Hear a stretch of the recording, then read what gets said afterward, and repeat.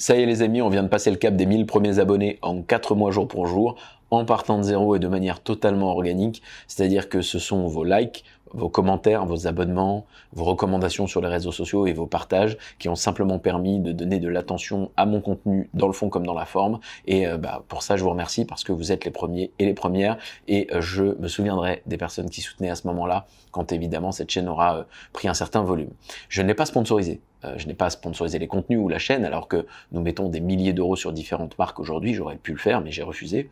Nous n'avons pas non plus mis en place d'effets de débordement avec nos centaines de milliers de personnes dans les bases de données, clients, collaborateurs et amis. Je veux dire par exemple Yann a une chaîne YouTube à plus de 205 000 personnes. À date, nous n'avons pas fait de contenu pour déverser l'attention des gens qui le suivent vers mes contenus à moi. On l'a pas fait parce que je voulais m'assurer que des personnes me découvrant fortuitement apprécient ce que je raconte et envie de rester là, envie de s'abonner et attendre peut-être même de nouveaux contenus, voire même commentent, et c'est ce qui se passe. Plus de 50% des gens, même 60% la plupart du temps, % des gens, parce que je l'ai analysé factuellement, en mettant carrément le nom des gens qui commandent dans nos bases de données pour vérifier s'ils sont clients, s'ils ont lu mon livre, si je les ai aidés à entreprendre depuis 10 ans, je suis allé jusque-là, eh bien 50 à 60% des gens qui font ça sont des individus que je ne connaissais pas et qui ne nous connaissaient pas ou ne me connaissaient pas avant que je m'exprime sur YouTube, et ça c'est très très bon signe, c'est la raison pour laquelle je vais continuer. Évidemment, je vais maintenant innover, créer de nouveaux formats, vous allez voir qu'il y aura beaucoup de choses mises en place.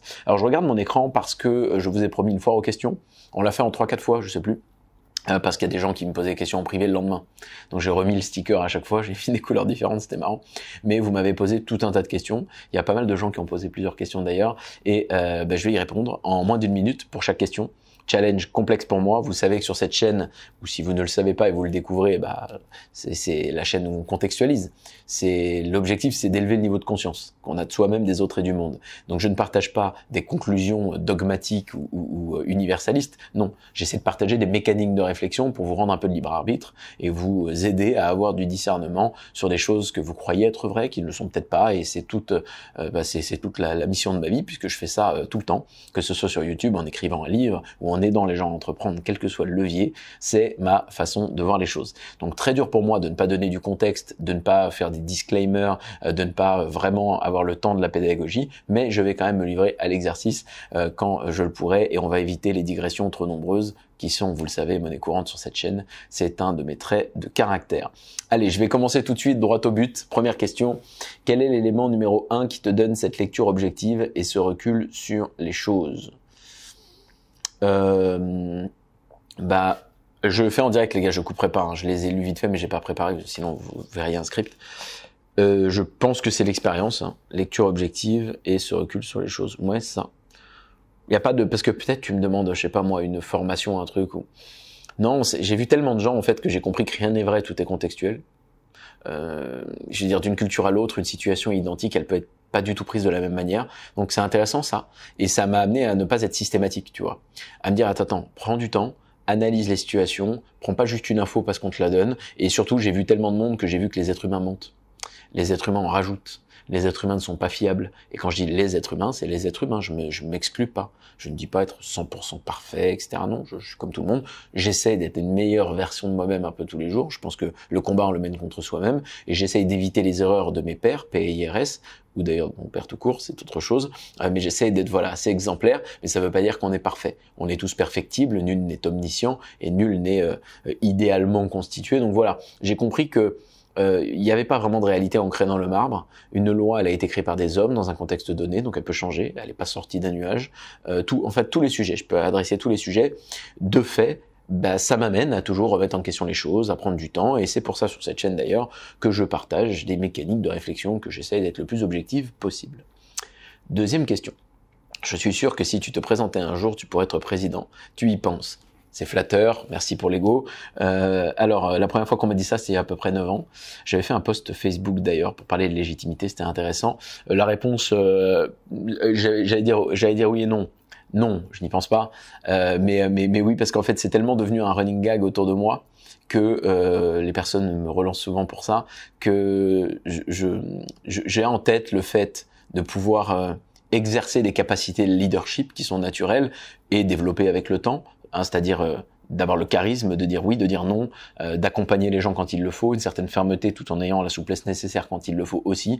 Pour moi, c'est ça, quelqu'un qui peut, entre guillemets, diriger, mener la barque. Je n'ai pas écrit un livre qui s'appelle Le Capitaine pour rien, simplement parce que j'estime que nous devons être le capitaine de notre propre navire et qu'à un moment donné, il faut un taulier. Donc, que ce soit un homme ou une femme, je m'en fous, mais il faut une personne de charisme et de caractère. Et je pense en effet avoir des traits de caractère qui font que l'on peut entendre ce que je dis, que je peux passer des messages forts et peut-être en effet être suivi par des idées que je mets en avant, par des personnes qui veulent les soutenir. Mais ça, c'est pour la partie philosophique. Maintenant, avec un peu d'humilité, bien sûr que non.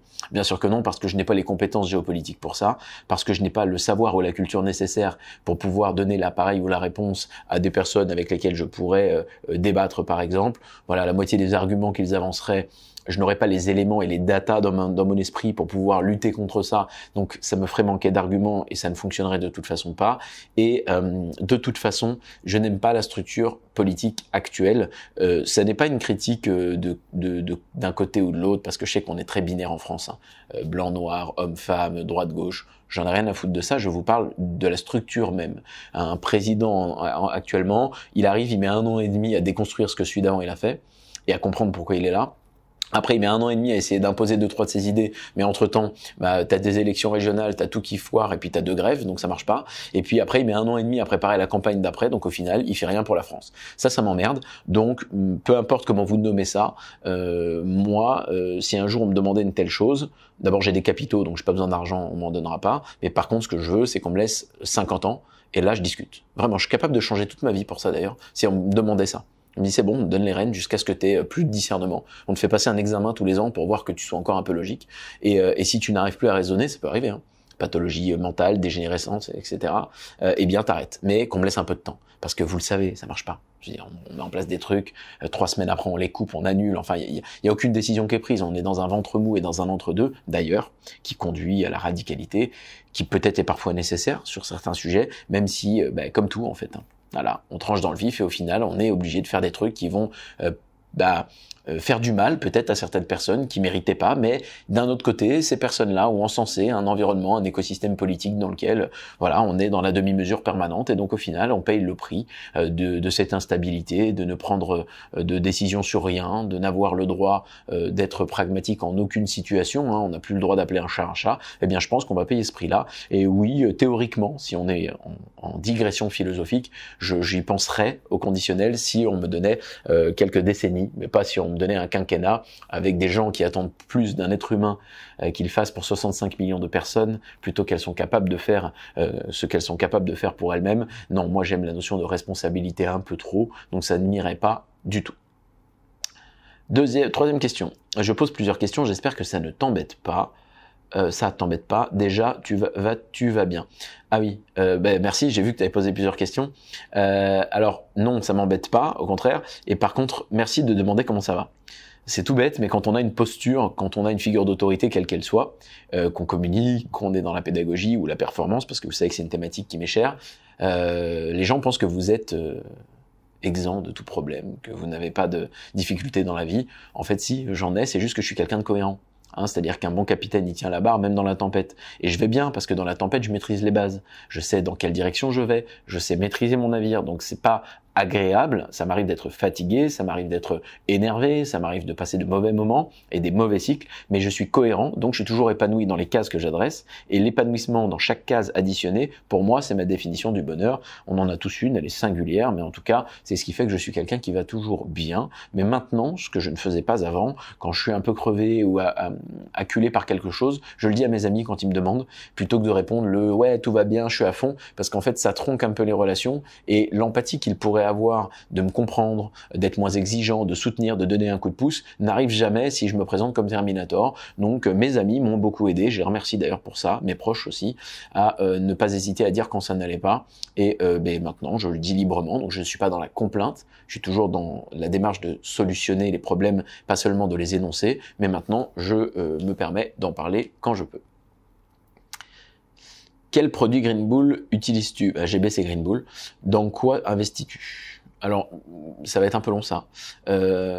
Globalement, Green Bull, on aide les gens à maîtriser leurs finances. Voilà, simplement parce que tu as des capitaux, tu es libre de penser, tu es libre d'agir et tu es libre de faire les choses que tu veux. Voilà, tout simplement. Quoi qu'on en dise, c'est une matière transactionnelle, c'est pas le problème la matière, c'est l'intention derrière son usage et le fait que son accumulation effrénée soit une étoile polaire pour les gens. Cela étant dit, maintenant qu'on a mis les choses au bon endroit, il faut des capitaux. Même quand vous êtes le plus grand humaniste du monde, vous êtes le plus grand leveur du fond du monde. Et c'est comme ça.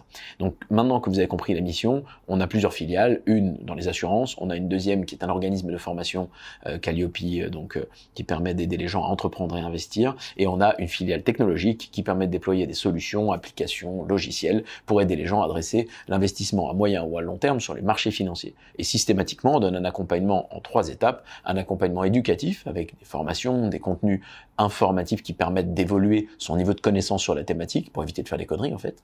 Deuxièmement, un accompagnement technologique, j'en ai parlé juste avant, donc on peut donner plein de types de soutien, on a notamment une application référente qui nous permet de mettre en lien des investisseurs avec des experts dans le domaine. Et enfin, on a un accompagnement humain à plusieurs échelles, et ce que je fais sur YouTube d'ailleurs est une échelle de base, publique, qui donne accès à des contenus éducatifs et pas chiants sur les thématiques que moi j'adresse, et puis après, je me spécialise personnellement dans l'accompagnement de nos apprenants entrepreneurs et des personnes qui travaillent avec nous, et puis après on apprend aux gens à investir dans différents domaines, et ça, mes amis Yann et Guillaume et autres compères et associés le font bien mieux que moi. Donc voilà, quel produit j'utilise? Alors, je vais pas forcément te répondre à ça parce que d'abord il y a une part d'intimité et je suis pas, tu le sais, trop bling bling sur ces thématiques, mais je vais te répondre plutôt ce que j'utilise pas, comme ça la réponse elle sera utile. On a la formation référente chez Green Bull en France. On peut le dire en toute humilité, on peut dire les choses sans être arrogant les amis, c'est un constat, voilà. Ronaldo va pas forcément dire qu'il est le meilleur joueur du monde, au même titre que Yann me dira pas je suis le meilleur en immobilier, mais moi je le dis à sa place, on a la formation référente dans le pays, c'est de notoriété publique, on a 60 heures de contenu, on a 5 coachs sur un groupe avec des milliers de clients qui ont eux-mêmes des dizaines de biens immobiliers puis qui répondent en moins de 24 heures à toutes vos questions, c'est génial. Mais comme je voyage beaucoup entre les Émirats, Nice, la Corse et bientôt l'Amérique du Nord, tu te doutes bien que je peux pas être sur les chantiers. Donc faire tout ce qui est nécessaire pour optimiser fiscalement et tout ce qu'on connaît dans cette thématique-là, eh bien c'est pas mon timing. Alors je l'élude totalement et je ne le fais pas. Tu vois, donc c'est intéressant de voir aussi que je ne suis pas dans l'hyper-consumérisme même de nos produits sous prétexte qu'ils sont bons, tu vois. C'est pas parce qu'il y a de la lumière sous la porte qu'on y va. On a des principes, on a des objectifs et on a une logique avec une trame et c'est ça que je t'invite à faire. Donc voilà, grosso modo ce que je ne fais pas, et pour ce que je fais, j'investis globalement à long terme en fait. On a un portefeuille parmi les 20 plus copiés sur la planète Terre avec le broker le plus connu sur le domaine qui s'appelle eToro. Il faut pas utiliser ça pour du court terme les amis, hein, c'est trop cher, c'est à long terme. C'est tu t'investis, tu fais du DCA, c'est-à-dire que tu investis mensuellement pour lisser le risque et éviter de monter avec tout ton capital sur un pic. Ça serait quand même con d'acheter tout en haut. Donc en fait, on lisse le risque en faisant ça. Je fais tout bonnement ça avec des allocations mensuelles en copiant le portefeuille qu'on a parce que je suis associé à des gens formidables qui connaissent mieux ça que moi et moi ça me gonfle au possible. Donc j'utilise ça parce que c'est un levier clé en main. Ça marche très très bien. Et j'investis dans nos club deals, soit en immobilier, soit dans divers domaines à haut rendement. C'est quoi un club deal? C'est une opportunité d'investir avec nous. Donc nous en tant qu'entreprise, nous en tant qu'entrepreneurs et nos clients, on investit tous ensemble, on crée des véhicules d'investissement et on prend part à des deals à haut rendement très intéressants. Le dernier c'est dans le monde des médias d'ailleurs et c'est plutôt stylé. Donc voilà, je fais ça parce que c'est clé en main, comme ça j'ai rien à faire et je me prends pas la tête avec des Excel et des trucs comme ça, c'est pas passionnant du tout pour moi. Ensuite, comment faire pour faire comprendre à mon patron qu'il devrait être plus à l'écoute? Problème que vous m'avez souvent demandé ça, au quotidien, les problèmes avec le patron. Patron, ça fait très 20e siècle et tu vois, monde industriel. Si c'est un gros con, c'est un gros con, hein. Je peux pas le changer. Comment lui faire comprendre? Alors, sans être manichéen, parce qu'on aime bien ça, j'ai appris avec le temps que ça peut être c'est un point positif et négatif. C'est positif parce que le succès aime la vitesse. Le succès aime une certaine forme de brutalité, et c'est comme ça. Il aime la vélocité. Donc, moi, je suis entouré de personnes, mes associés d'ailleurs, sont très déterminés, et il y a des moments où ils écoutent pas trop. Il y a des moments où ils écoutent beaucoup, heureusement, c'est pour ça que l'entre-deux existe, mais il y a des moments où ils écoutent pas. Et en vérité, c'est aussi ce qui fait qu'une boîte à l'avance. Parce que finalement, si on écoute tout le temps les remarques, toutes les 2 secondes, et les problématiques, on ne fait jamais rien. Donc c'est la raison pour laquelle d'ailleurs, dans beaucoup d'actions micro, hein. Macro, c'est global, micro, c'est spécifique. Je ne suis pas là parce que je suis typiquement le type qui voit l'équation dans son ensemble et qui va te challenger tous les problèmes que tu n'as pas vus. C'est insupportable d'avoir un mec comme moi quand tu veux faire un lancement de produit parce qu'en fait, je te déprime.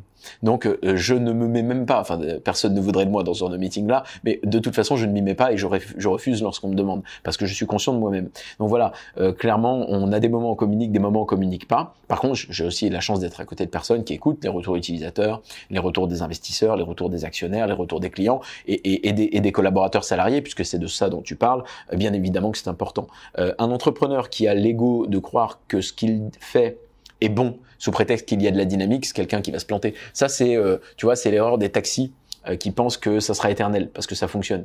Oui, mais ça marche. Oui, enfin ça marche, mais pour combien de temps? Tu vas finir par te prendre le mur parce que t'écoutes pas ce qu'on te dit. Nous, on voit l'iceberg arriver, on t'a pas dit qu'on était dedans. Et c'est ça le problème des entrepreneurs, souvent ils sont binaires. Hein, mais tu vois que ça marche, alors du coup ils t'écoutent pas. Non, en fait on dit pas que ça marche pas. On dit qu'il y a un iceberg qui arrive. Écoute, 2 minutes. Donc change ça, fais attention à ça. Nous on parle aux clients tous les jours, on a observé ça. Et en fait il faut que tu montres. Encore une fois, il faut présenter les choses. Il faut le montrer dans un certain contexte. Il faut solliciter une réunion dans laquelle on est focus. Moi je suis chiant. Même avec mes amis et associés, quand je leur parle, je leur dis, on se pose, je te veux 1 heure tout seul. Des fois, j'entends du bruit, ils sont en voiture, je dis, t'es avec qui là? Ah ça, je suis avec ma fille de 5 ans, donc ok, je tolère, mais tu m'écoutes. Tu vois, sinon, on fait pas ce rendez-vous. Et en fait, vous devez vous imposer, parce que sinon, en fait, vous n'allez pas pouvoir passer des messages, vous allez vous parler dans le couloir et il n'y a rien de pire que ça. Donc, catalyse des conversations, essaie de montrer un petit peu que toi, tu sers les intérêts de l'entreprise et que c'est pour ça que tu lui dis certaines choses. Et si c'est pour tes intérêts à toi, tu as le droit aussi en tant qu'être humain, mais il faut accepter ta responsabilité qui est le corollaire de tes demandes. Et à partir de là, si ça va pas, tu dégages. Hein, je veux dire, à un moment donné, tu as tes 2 bras, tes 2 jambes. Je ne parle pas si tu as des problématiques de santé ou si tu as des problématiques qui te diminuent personnellement. Je suis très social sur ce côté-là, méritocratique en fait. C'est-à-dire que tu as des problèmes, je t'aide. Par contre, si tu as tes 2 bras, tes 2 jambes, bouge ton cul en fait. Tu t'en vas, t'es pas un arbre, hein, tu vois. Tu vas retrouver du boulot. Nous, on est obligé de faire des manifestations qu'on appelle les gilets verts pour recruter du monde. Parce qu'on trouve pas de gens. Voilà. Et on paye bien, tu vois. On a une centaine de collaborateurs, ils se plaignent pas, tu vois. Donc à un moment donné, il y a du boulot. Tu peux en trouver. Tu es essentiel à l'équilibre Green Bull. Je ne saurais pas l'expliquer, mais juste merci. C'est gentil ça. C'est très gentil.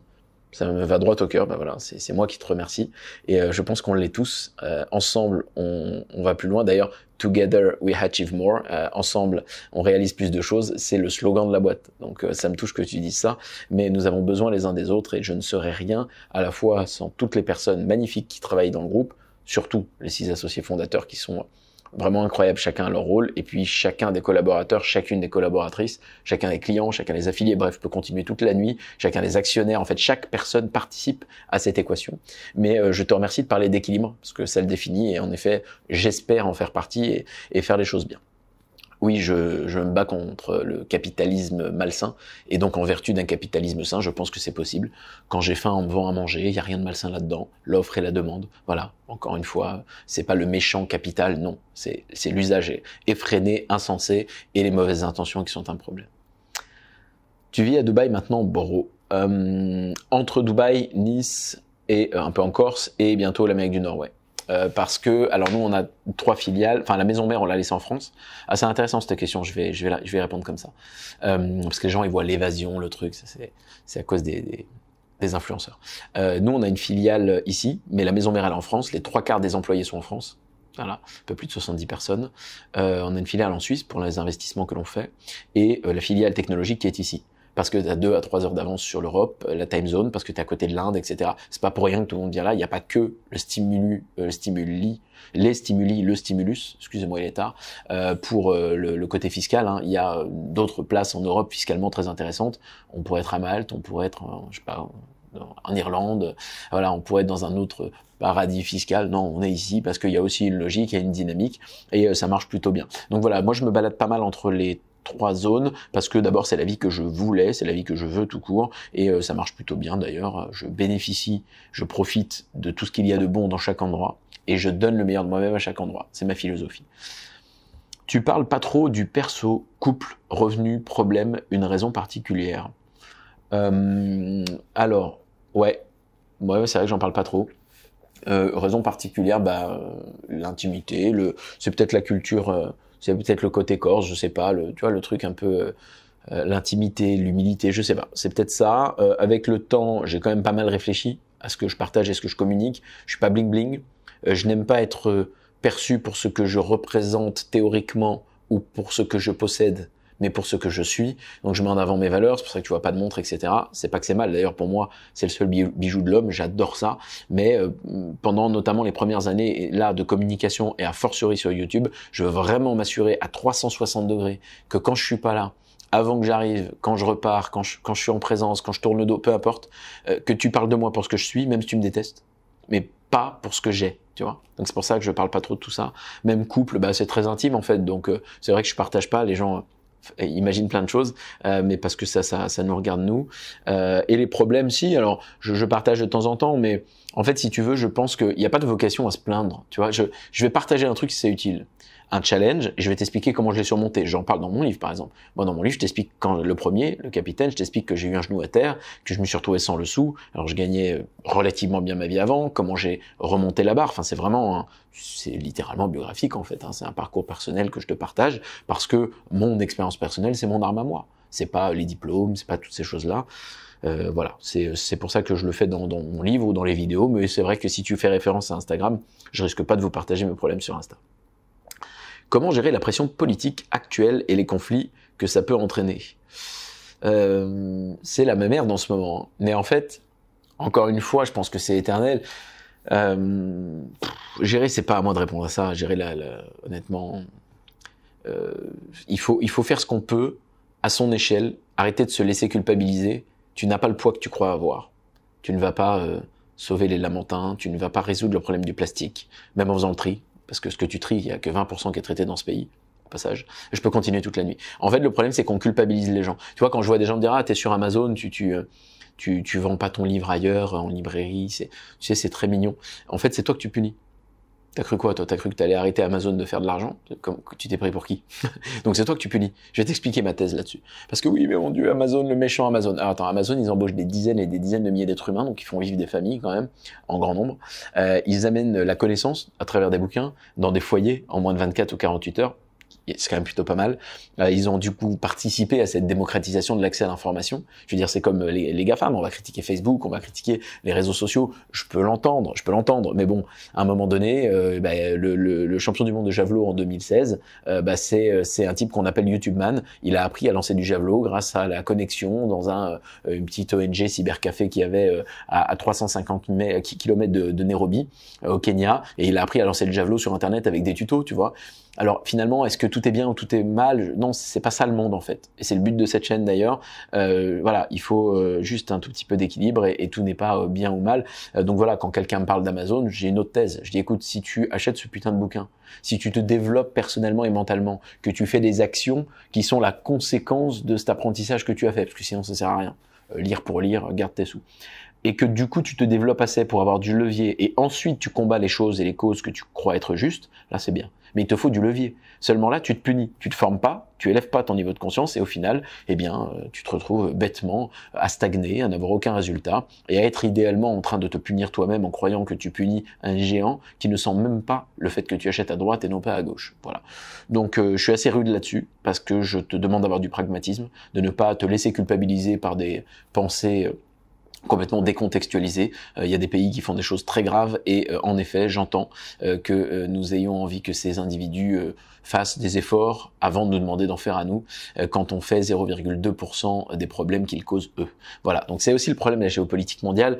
Écoute, il y a beaucoup de conflits en ce moment, c'est la galère, c'est très simple. Écoutez des gens, prenez du recul, arrêtez d'être cons, parce que je vais être cru avec vous. En fait, la plupart des gens sont cons. C'est-à-dire qu'ils sont je suis pour, je suis contre, mais c'est quoi ça? C'est comment tu peux me dire que tu refuses d'écouter quelqu'un, par exemple. Ça, c'est grave. Tu refuses d'écouter quelqu'un, mais pourquoi? T'as peur de quoi? Tu vas pas te manger. Écoute, intéresse-toi. Dis, tiens, voilà. Moi, j'écoute des gens que j'ai envie de claquer. J'écoute des gens que je ne supporte pas. Ils sont puants physiquement, j'aime pas leur attitude, j'aime pas leur façon d'être, mais j'écoute. J'analyse. Je dis, tiens, c'est intéressant. Ils me sortent un argument, je dis, bon, bah, écoute, ouais, je l'aurais pas vu comme ça, mais je vais essayer d'aller regarder, je fais des recherches. Et je me dis, putain, il n'a pas tort, tu vois. Et j'essaie d'aller au-delà de ce qu'on me raconte. Donc, comment le gérer? À titre individuel, parce que au titre macro, je suis qui pour te répondre, en essayant vraiment d'avoir du discernement, du recul, mais surtout de couper ta putain de télé. J'ai plus de télé depuis 2015, à date, 7 ans plus tard. Ça m'a fait beaucoup de bien et je ne m'informe que quand je le veux sur les réseaux sociaux à 2-3 endroits, mais je limite beaucoup, tu vois. Donc limite aussi ça parce que ça te biaise et le biais c'est dangereux. C'est quoi le meilleur compliment qu'on t'ait fait? Ah, c'est une drôle de question, ça. Ouais. Meilleur compliment qu'on m'ait fait. Je vais prendre un compliment objectif parce que sinon je vais pas te donner compliment de ma chérie, c'est subjectif ça. Les compliments qu'on m'ait fait, le meilleur c'est le vice-président d'un de mes fournisseurs, quelqu'un qui avait une belle carrière, plus de 20 ans de carrière derrière lui déjà. Il m'a beaucoup touché lui. On était à Nice, j'ai fait un événement et il a passé 3 jours ici. Tu vois, je t'en parle des frissons parce que je suis déjà en train de mentaliser le truc. Et en fait, il parlait aux gens à l'audience parce que je venais d'animer une formation, et il a dit à ces gens, je vais essayer de le verbaliser.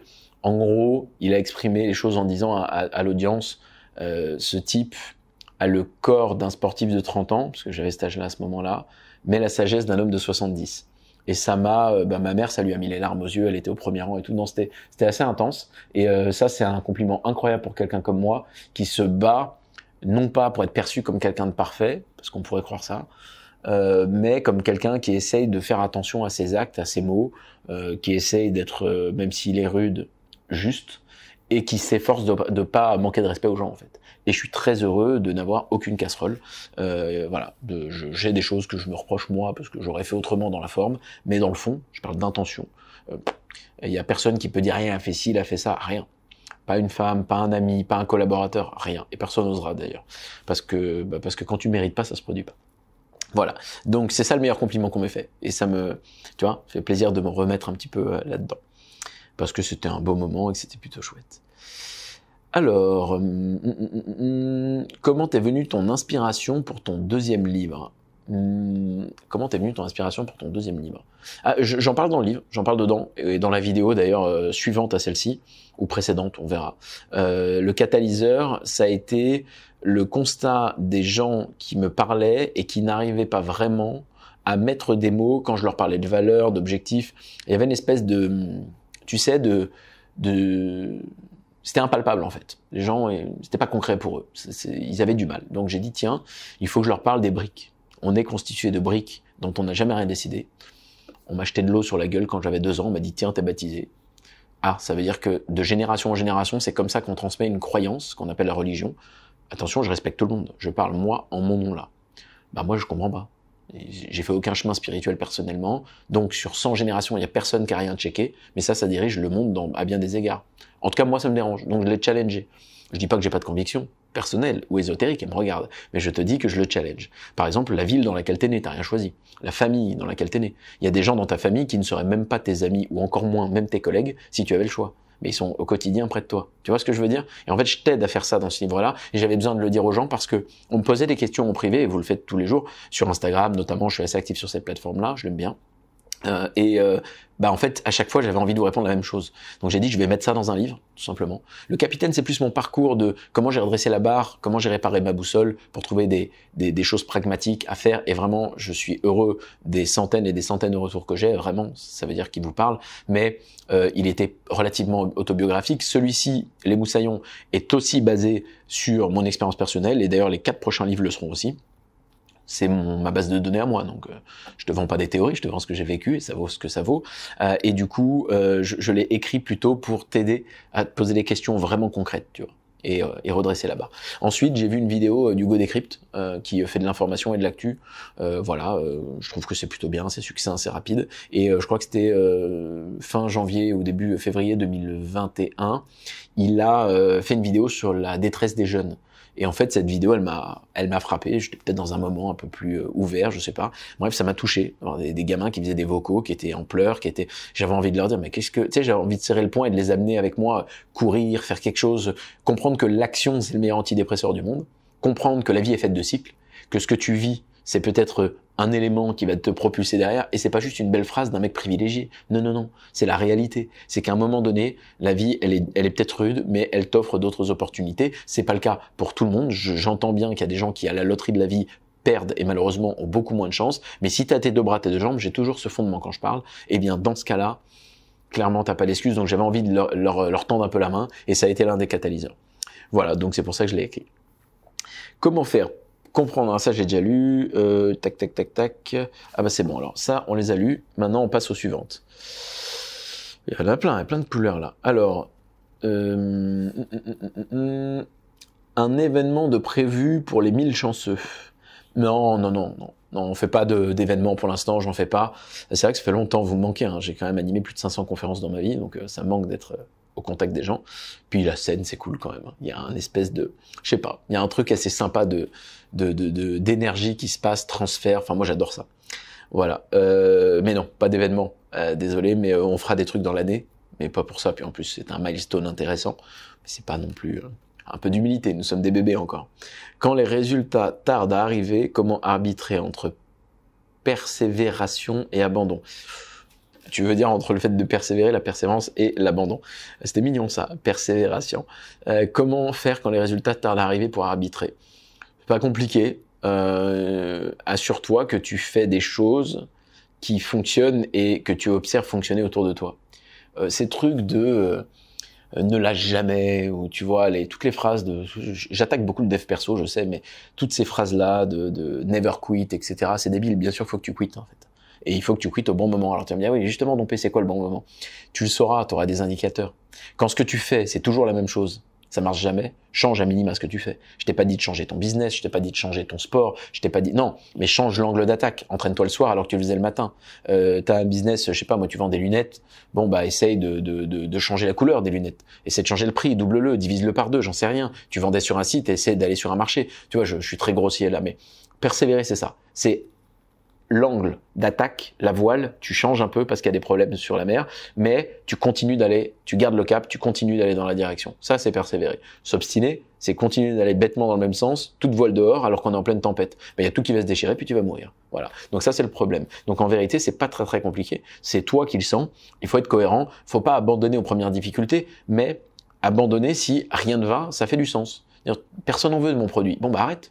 Tu vois, c'est pas grave. Et ça veut pas dire oui, mais il y a des gens qui ont persévéré, et c'est ça le problème. C'est qu'en fait, c'est la loi du contre-exemple qui devient une référence. C'est le sujet de ma dernière vidéo, ça pour le coup, dans laquelle je vous parle de ça.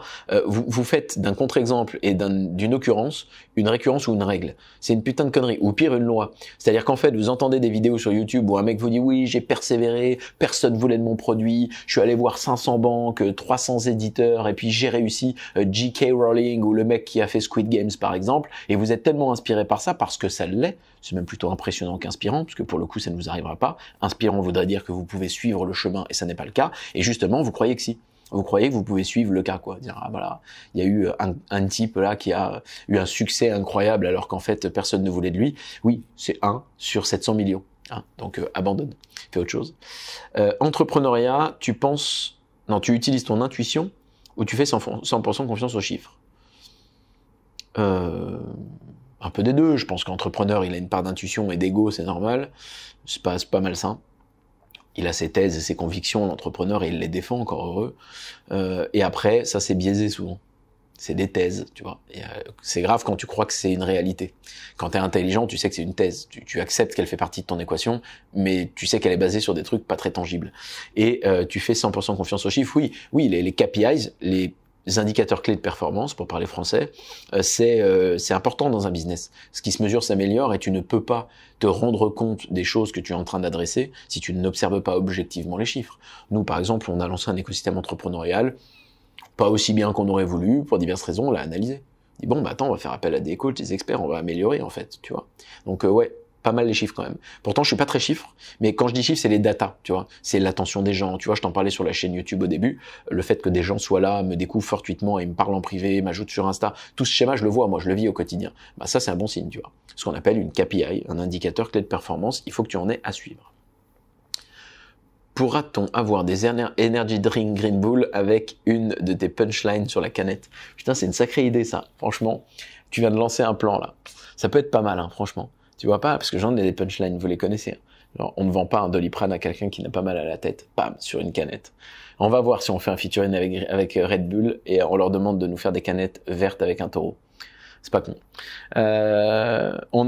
Où a disparu la colonne vertébrale des gens de notre génération? Ouais, mais là, là c'est hautement philosophique. Mais non, c'est philosophique, mais c'est le sujet de mon deuxième livre. En fait, ce qui se passe, c'est que d'abord, on est dans des temps faciles, c'est pas moi qui le dis, hein, je reprends les termes de différents penseurs, donc on est forcément devenu un peu faible. vois. Alors que dans des temps difficiles, on est obligé de se renforcer, c'est le principe de la résilience, tout ça c'est logique en fait. Et déjà c'est un premier problème, on est confortable. Le deuxième problème, c'est qu'on se repose du coup sur nos acquis, et le troisième, c'est la transmission transgénérationnelle. C'est-à-dire que personne n'a adapté le mode éducatif ou ce qu'on nous enseigne au monde réel. Donc notre génération, elle est paumée. Elle est paumée, elle a plus de règles, elle a plus de repères, elle est en train de tout déconstruire et ça va le finir.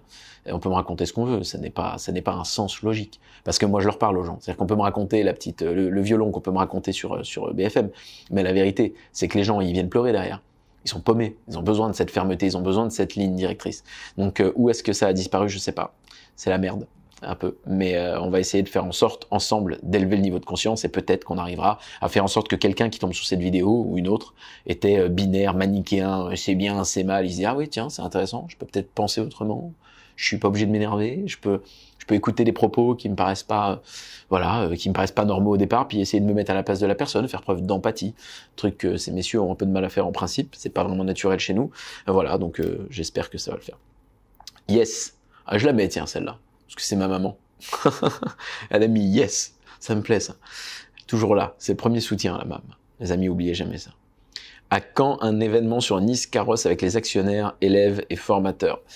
Là, c'est pas prévu, je te fais pas de promesses au nom de l'entreprise. Mais bon, ça va venir 2022, c'est sûr qu'on fera quelque chose. Peut-être à Nice, peut-être ailleurs, mais pas de date précise. Aussi, ça paye les ventes... Ah, parce que ça doit être une deuxième question. Bon, c'est pas grave, je fais celle-là. Aussi, ça paye les ventes de livres. J'ai une idée pour un, mais je me demande si ça vaut l'énergie. Ah là, clairement, si tu veux écrire un livre pour gagner ta vie, non. Là, faut pas faire ça. Hein. Non, non, non. T'es pas J.K. Rowling. Hein. C'est pareil. Dans 95% des cas, tu vas pas gagner ta vie. Faut être clair. Quand je dis gagner ta vie, je te dis pas de gagner quelques centaines ou quelques milliers d'euros par mois. Je te parle de... Et encore, ce serait beau. Non, je te parle de résultats tonitruants. Je pense pas qu'on écrit un livre pour ça. C'est écrire un livre, les gens vont dire la bienveillance, mon cul. C'est égoïste, en fait. T'écris un livre pour toi, en fait, au début. En tout cas, tous les gens honnêtes me le disent. Et moi, c'est pareil. Je l'ai écrit pour moi. Parce que j'avais un chemin personnel à faire. Mettre sur le papier, c'est un exercice psychologique incroyable. Parce qu'en fait, ça te force à maintenir un niveau d'exigence avec toi-même, d'appliquer ce que tu racontes, enfin c'est juste génial. Et puis derrière, tu as une responsabilité morale aussi à ce que les gens lisent et à ce qu'ils attendent de toi. C'est juste hyper, c'est très égocentré au départ. Et c'est aussi une manière d'adresser des problèmes qui te gonflent, comme ce que je fais sur cette chaîne. Je vous aime d'amour, mais en fait, tout ce que je fais, parce qu'il y a des trucs qui me gonflent et j'aimerais bien que les êtres humains que je rencontre aient un peu plus de réflexion, un peu plus de mécanique, voilà, d'analyse, un peu plus de recul. Donc en fait, je partage tout ça. Donc non, écris un bouquin parce que tu as envie de faire quelque chose. Si c'est un roman, peu importe, fais-le naturellement. Et tu verras. Et tu verras si ça plaît, si les gens aiment, il y aura un retour naturel, ils vont le partager. Et puis tu pourras sponsoriser un petit peu parce que ça fait jamais de mal. Mais le crée pas pour vouloir gagner de l'argent, c'est pas... Non. Et puis tu me demandes, ça rapporte, ça doit être 2% de mes revenus, tu vois. Mais après, parce que j'entreprends. Donc faut comparer ce qui est comparable, c'est pas les mêmes leviers. Alors, on a le droit aux questions perso. Quel est ta source de revenus principale? Questions perso. Oui, tu as le droit des questions perso. À l'heure où je tourne cette vidéo, la source de revenus principale, c'est ce que je fais avec Green Bull, parce que on a énormément de croissance. On est un groupe rentable depuis le premier jour. Aujourd'hui, valorisé 100 millions de dollars, donc tu te doutes bien que ça marche bien. Et j'ai créé une marque, notamment, qui approche les 20% du chiffre d'affaires de la boîte cette année. Donc forcément, il y a des rendements. Donc c'est principalement ça. Ça n'est pas la seule, mais c'est celle-là. Astuce d'entrepreneur, quelle est primordiale? Quelle est primordiale pour toi? Je sais, astuce d'entrepreneur, quelle est primordiale pour toi? Laquelle? Ah oui, je pense que c'est ça que tu veux. Tu veux savoir quelle astuce primordiale pour un entrepreneur? Itère, réitère, agis vite, rapidement, ne pense pas trop, ne me fais pas une SAS, acheter des bureaux, investir dans je ne sais quoi avant d'avoir vérifié si quelqu'un veut ton putain de produit ou de ton service en fait. Sois relativement itératif, c'est-à-dire je fais les choses pas à pas, j'avance le plus vite possible, la plus petite action possible pour voir et tester mon marché. Conseil. Et surtout ne sois pas obtus. Ok, tu écoutes, le marché a toujours raison, pas d'ego dans le business, en tout cas le moins possible. Tu te mets toujours une exclusivité, je la sens venir parce que je sais qui c'est, tu te mets toujours une exclusivité du bonheur en ambiance matinale. Oui, mon Laurent, bon les gens vont pas comprendre, mais mon Laurent c'est un artiste, voilà, il est là et il me pose toujours des questions originales. Oui, le bonheur, c'est l'étoile polaire du capitaine. Ensuite, quel livre, vidéo, personnes t'ont aidé dans ta quête du bonheur? Aucun et tous, en fait, comme tout dans la vie. On est influencé par les choses et elles ont une influence implicite. Je peux pas te les nommer en disant alors ça, non. Ma quête du bonheur, ma réponse à moi, ça a été l'expérience et tout ce que j'ai vécu, donc tout et rien, en fait.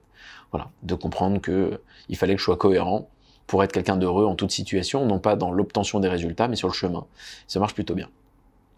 Être ami avec son ex comme tu l'es actuellement. Ah, je sais qui c'est, donc ok, je comprends ce que tu me dis, mais c'est pas une question. Mais ok, j'ai compris. Tu veux peut-être savoir comment être ami avec son ex comme je suis. Je sais pas te donner Encore une fois, tu sais, on veut des grands principes, et je peux pas faire d'une situation singulière une réalité universelle. Et c'est ce que font les gens qui te forment aujourd'hui. Hein. C'est-à-dire qu'en fait, ils ont glissé sur une peau de banane, ils ont un succès atypique, et puis après, ils vont te raconter, alors, étape 1, 2, 3, 4, mais c'est du foutage de gueule. Il n'y a pas de garantie, c'est le facteur chance. Ça, on devrait l'enseigner. Là, c'est pareil. Je ne suis pas ami avec mes ex. Je suis en bonne relation avec 100% d'entre elles, que j'ai passé 1 heure, 1 nuit, 1 semaine, 1 an, 2 ans, 3 ans, systématiquement. Alors tu vas me dire, t'as le beau rôle, c'est toujours toi qui es parti. Oui, c'est vrai, mais par exemple sur la personne que tu cibles là, non, on a vraiment fait ça d'un commun accord. Alors j'ai catalysé. Alors, voilà, il y avait des problèmes, il dit, regarde, tu vois bien, tout va bien, il dit, putain, t'as raison, et en fait, on est arrivé à une conclusion. Ça a été vraiment un chemin à 2. C'est particulier, il y a une histoire spéciale derrière, il y a des choses qui ont fait que, c'est comme ça, c'est la vie, je sais pas, c'est la seule, et en effet, aujourd'hui, il n'y a pas d'ambiguïté, il y en avait plus la seconde d'après, enfin, c'est très bizarre, non, on a vraiment vécu quelque chose de spécial, et puis il y a une histoire tellement atypique derrière et brutale, de ce qu'elle a vécu dans le passé, que je ne peux pas la comparer à quoi que ce soit. Donc je sais pas te dire, en fait. Si ce n'est communiquer, respectez-vous, soyez sympathiques, soyez respectueux, soyez pas des gros cons, messieurs, soyez pas mesdames hystériques, essayons de garder en fait des intérêts communs et de se dire que voilà, quand ça doit se terminer parce qu'à un moment donné, on a des chemins qui sont plus ou une feuille de route qui est plus alignée, on l'accepte, on le nomme, on est pragmatique, on peut pleurer un peu, on peut forcément souffrir, mais on évite de s'écharper et surtout développez-vous pour être épanoui et heureux avec vous-même. Je me permets la digression, mais c'est le problème aujourd'hui, d'accord? Vous devez comprendre que cette notion de couple au XXIe siècle, c'est un agrément, c'est un condiment de la personne autonome et indépendante que vous êtes. Ma chérie m'a envoyé l'autre jour un message qui m'a d'abord beaucoup touché. Elle a vu une petite citation, elle m'a dit c'est exactement ce que je ressens pour toi. Elle me l'a envoyé, c'est je sais plus par cœur, mais ça disait je te fréquente et je suis avec toi parce que je le veux, pas parce que j'en ai besoin. Je suis très bien toute seule. Et en fait, c'est magnifique. C'est exactement ça. C'est indépendant, mais ensemble, ça déchire en fait. C'est-à-dire qu'ensemble, l'équation, elle est vraiment meilleure. Mais indépendamment, on survivait et on survivra s'il le faut. Donc en fait, c'est ça qui est génial. Voilà. Donc prendre un petit peu de recul là-dessus, apprendre à être bien avec soi-même et ne pas dépendre d'une tierce personne, c'est très malsain pour moi. J'en ai encore plein. Ah, c'est quelqu'un qui a posé plusieurs questions. Bon, désolé, ils sont pas dans l'ordre et tout. On s'en fout, on est entre nous. J'en ai encore plein, mais je laisse la place aux autres. Bon, voilà, c'est sûrement quelqu'un qui a posé plein de questions. Juste après, c'est lui encore. Ton plus gros défaut selon les autres. Et après il y a ton plus gros défaut à tes yeux. C'est intéressant ça. D'abord parce que je ne définis pas les défauts et les qualités comme tout le monde. Là encore, j'ai une définition très dompierresque de la chose. Putain, c'est hyper égocentrique d'appeler un truc dompierresque. Ouais, c'est pas grave. Ton plus gros défaut, moi j'appelle pas ça comme ça. Ce sont des éléments constitutifs de personnalité. D'ailleurs, j'ai fait une vidéo là-dessus. Voilà, vous regarderez. Ça s'appelle qualité-défaut. On peut pas faire plus simple. Et en réalité, j'estime qu'on a des éléments constitutifs de personnalité clivants, qui nous définissent en tant que personne, qui parfois nous servent, parfois nous desservent, mais qui, quoi qu'il en soit, nous définissent. Donc en fait, ça n'existe pas un truc qui est un défaut tout le temps. C'est-à-dire, tu prends par exemple Jeff Bezos, c'est un radin, mais il a créé Amazon parce que c'est un radin. Parce que ce type-là a compté chaque euro dans un business qui avait les marges les plus minuscules de l'industrie en fait. Voilà. Donc c'est un défaut dans sa vie perso, c'est une qualité au travail. Voilà, simplement. Et je peux continuer comme ça toute la nuit. Il y a des gens qui sont hyper perfectionnistes, carrés. Moi, par exemple, je suis très perfectionniste et j'aime vraiment le contrôle, par exemple, des choses. J'ai beaucoup lâché prise là-dessus avec le temps, mais ça fait partie de ma personnalité. Quand tu pars en voyage avec moi, c'est chouette, quoi. Parce que t'inquiète pas, si toi t'as oublié ta brosse à dents, j'en ai acheté 2, tu vois. Donc en réalité, ça c'est une qualité dans cette situation. Puis dans d'autres, ça peut être un défaut, tu vois. Donc je suis pas aussi binaire que ça. Maintenant, selon les autres, alors je fais partie. C'est un peu le syndrome de l'empereur dont il parle dans le livre No Rules Rules de Netflix, très intéressant. C'est qu'en fait, quand tu as une certaine aura, un certain impact sur des gens, tu peux c'est l'histoire en fait où un empereur un jour à Rome s'est pointé avec des collants. Et personne ne lui a dit, alors que c'était ridicule. Et en fait, ça arrive souvent que les gens osent pas te dire les choses. Et je fais peut-être partie de ces gens-là. Malgré tout, je communique beaucoup. Je suis très ouvert et j'ai des gens très proches qui me donnent beaucoup de conseils. Donc ça serait mon empathie pour les gens et peut-être mon idéalisme. C'est-à-dire que j'ai souvent trop estimé les gens par rapport à ce qu'ils étaient capables de comprendre, par rapport à leur mécanique de réflexion justement, d'où la chaîne, parce que voilà, j'estimais que tu vois, j'avais des raisonnements qui étaient logiques pour moi. Je disais bon, tout le monde sait ça. Et en fait non, c'est finalement une empathie qui est mal câblée. C'est-à-dire que je comprends très bien les gens, leurs émotions, leurs énergies, mais j'avais un mauvais set point, alors plus maintenant, hein, mais c'était de croire que les gens comprenaient littéralement les mécaniques de réflexion, les analyses, et parfois ils avaient même pas les mots, parfois pas le vocabulaire. J'ai mis des années à comprendre ça, et souvent ça m'a amené à ne pas voir le mauvais côté, à pas voir, tu sais, quand t'es pas vicieux, tu passes pas ta journée à voir les entuberies qui peuvent arriver, tu vois. Et ça a été un peu dangereux pour moi parce que on en a abusé. On en a abusé, et un jour c'est quelqu'un qui m'a réveillé, m'a dit écoute Dompé, je t'ai vu pendant 10 ans travailler dans une activité, et développer avec un fournisseur, t'as développé un business sérieux, t'étais le seul type que je voyais présenter les choses de façon objective, tu disais aux gens que pendant 3-4 ans ils allaient rien gagner avec toi, enfin personne faisait ça, je sais que ce que j'ai fait donc j'en suis fier, mais il me disait tu sais, t'es le seul mec que j'ai vu qui n'a pas utilisé son aura en tant que gourou pour que les gens le suivent, parce que sinon j'aurais fait des choses à bien plus grande échelle, mais t'es le seul mec que les gens ont utilisé parce qu'il te prenait pour un coach personnel gratuit. Et quand il m'a dit ça m'a punché, hein. Ça m'a, c'était il y a quelques temps d'ailleurs, il y a pas longtemps, 1 an et demi, on était en plein Zoom. Je peux pas te dire les choses, en fait je peux pas te dire exactement ce que ça m'a fait. Le mot est difficile, mais en fait il a mis des mots sur quelque chose que j'avais besoin d'entendre, sur le fait que j'ai été trop dans ce côté écoute, analyse des gens et faire confiance. Moi j'ai le respect de la parole donnée. Si moi je te dis on va à la guerre ensemble, quand je t'ai tendu la main et je t'ai attrapé le poing, je te lâche pas. Toi, tu vas me lâcher, mais moi, je te lâche pas. Et la plupart des gens qui m'ont suivi depuis 15 ans maintenant, ou depuis que je suis petit d'ailleurs, mais à qui, notamment, j'ai dit, on va entreprendre ensemble, et qu'à un moment donné, il y a peut-être eu des changements, je leur ai toujours dit, je sais pas comment, mais on le fera, et vous serez récompensé de votre fidélité à vos engagements, et notamment à notre amitié, parce que je suis quelqu'un qui fait ce qu'il dit. 100% des gens qui sont encore autour de moi aujourd'hui bénéficient indirectement de ces choses-là.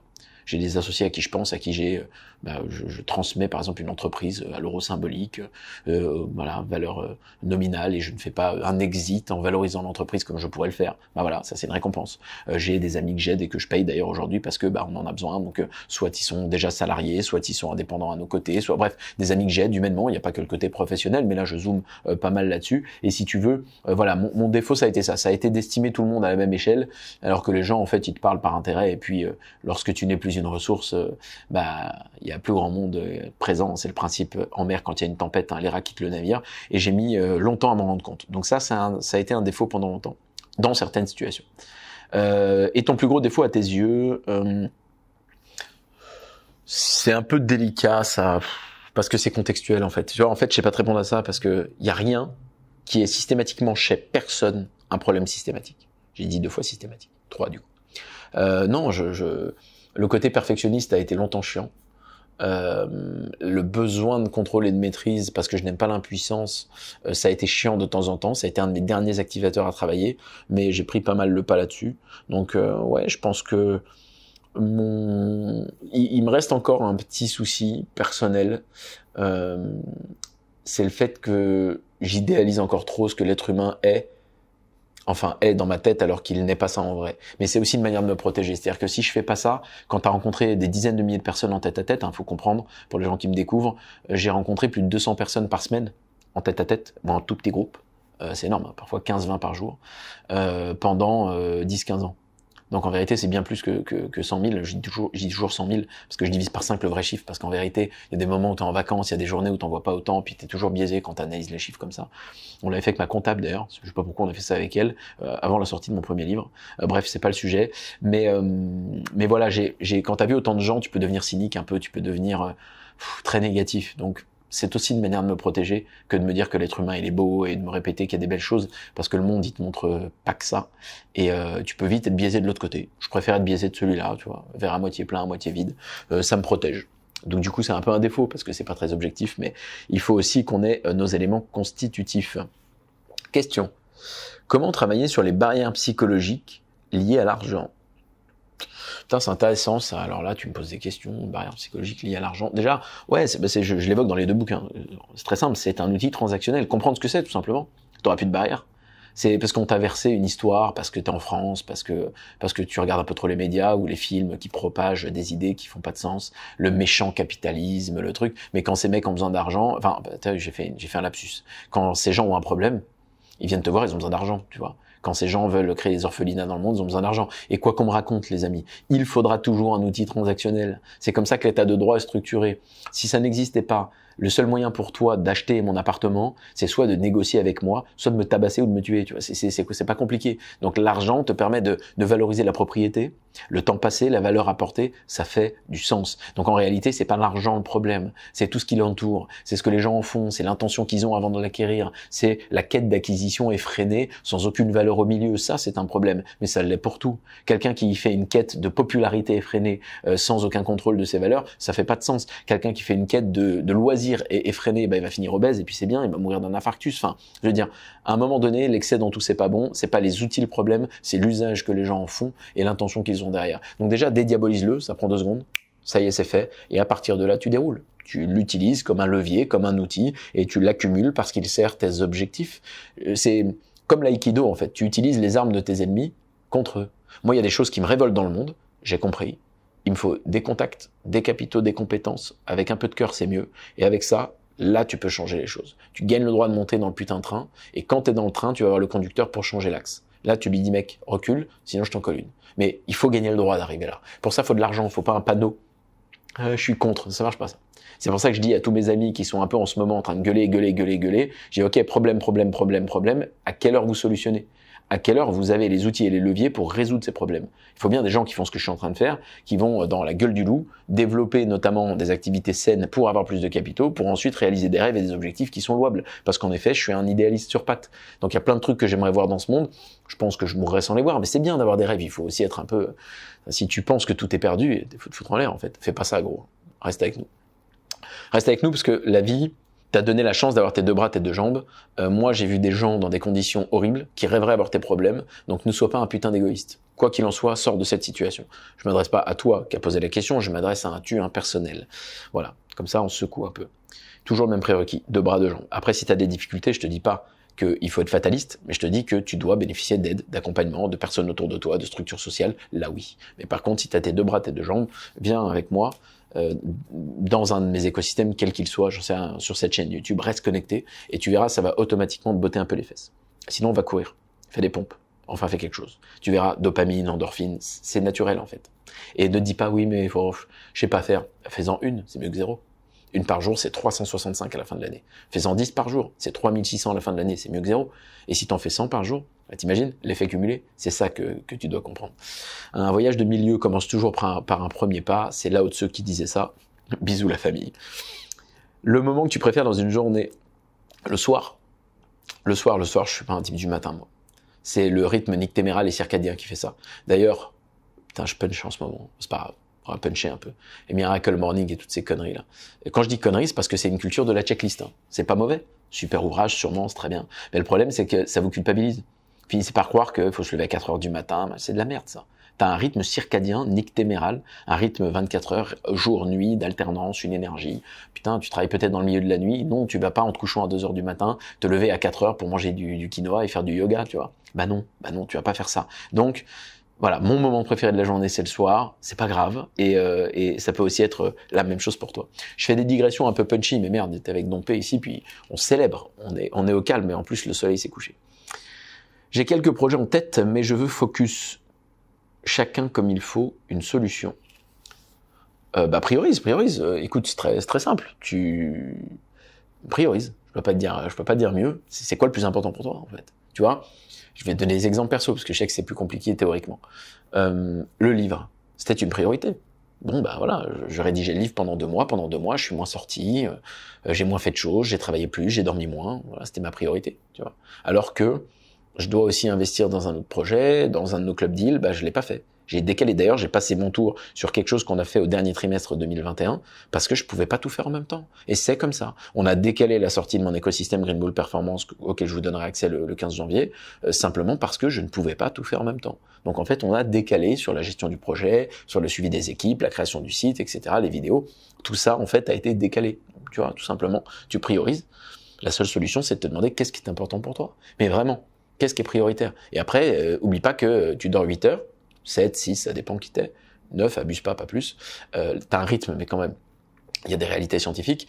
Ensuite, tu as 8 heures à peu près où tu bosses, où tu fais des activités, puis tu as 8 heures de temps libre. Donc en fait, on a beaucoup de temps. Surtout que je sais, la personne qui m'écrit, là, t'as pas d'enfant encore, donc tu sais pas encore ce que c'est que d'être réveillé au milieu de la nuit par un petit bout de chou qui te saute dessus. Donc voilà, mets à profit ce temps-là et priorise. Mais par contre, prends une tâche et démonte-la. Pas un peu là, ça marche pas ça. Le monde est rude, c'est la guerre de l'attention, il faut faire les choses. Technique pour être mieux organisé. Le manque d'organisation m'éloigne de mes objectifs. Non, je suis pas légitime pour ça. Y a des gens bien plus brillants que moi. Moi, il n'y a rien qui marche. Les outils de gestion de tâches, de gestion de projet, on a tout essayé. Mon cerveau ne marche pas comme ça, il marche en mind map, mon cerveau. C'est-à-dire une situation qui en amène 3 possibilités, puis 8, puis je vois tout comme ça. Et donc, le seul truc qui marche chez moi, c'est simple. Tous les soirs, et en fait tout le temps, je regarde vraiment très souvent dans la journée mon agenda. C'est mon agenda sur l'iPhone, simple. Tous les soirs, je regarde ce que j'ai à faire le lendemain et le jour d'après. Je vois un peu, en fait, je me balade tout le temps sur la semaine, en fait. Mais au moins le lendemain. Et je vois ce que j'ai à faire. Et en fait, je me mets mes tâches comme ça. Et quand il y a marqué la tâche, j'ai pas un truc de l'email, j'ai tout essayé. J'arrive pas. Donc, en fait, quand j'ai une tâche à faire, je la mets, je fais rentrer dans la journée à un moment ou à un autre et je planifie. Ça marche plutôt bien. Tu vois. Voilà. Maintenant, je suis un peu plus maniaque sur les meetings. Je les time. J'essaye de m'exercer à, mon ami Jean-Guillaume m'a appris un truc très sympa qu'on a fait, pas plus tard qu'hier, pendant que je tourne cette vidéo. C'était très sympa. C'est de timer des micro-meetings. Genre, tu parles 4 minutes, je parle 4 minutes, on s'écoute et on parle pas pendant ce temps-là, puis voilà, on garde 2 minutes de débrief, puis hop, en 10 minutes, on a terminé le truc. C'est génial comme concept. Donc tu vois, je challenge un peu, mais je suis encore en train de tester. Je suis pas légitime. Mais clairement, par contre, un truc que je sais, tu commences une tâche, tu la fais. Tu mets ton téléphone en mode avion, s'il faut, tu vas le mettre carrément dans un placard. Vraiment, il faut s'exercer à ça. Parce que sinon, tu vis par les notifications. Moi, je les ai toutes enlevées. Donc évidemment, si tu les as encore fait ça fait 1 an jour pour jour que j'ai plus de notifs et ça m'a sauvé la vie. Parce qu'en fait, quand je suis avec toi, et je ne suis pas le sujet de mon téléphone et des notifications. Mais sinon, je suis pas assez légitime pour ça. Il y a plein de mecs qui font des trucs, va sur YouTube, cherche, fouille, ils te donneront plein de conseils bien checklistés. Si ça te correspond, c'est cool. Il y a des outils incroyables, je vais pas les citer, mais moi, ça n'a jamais marché sur moi.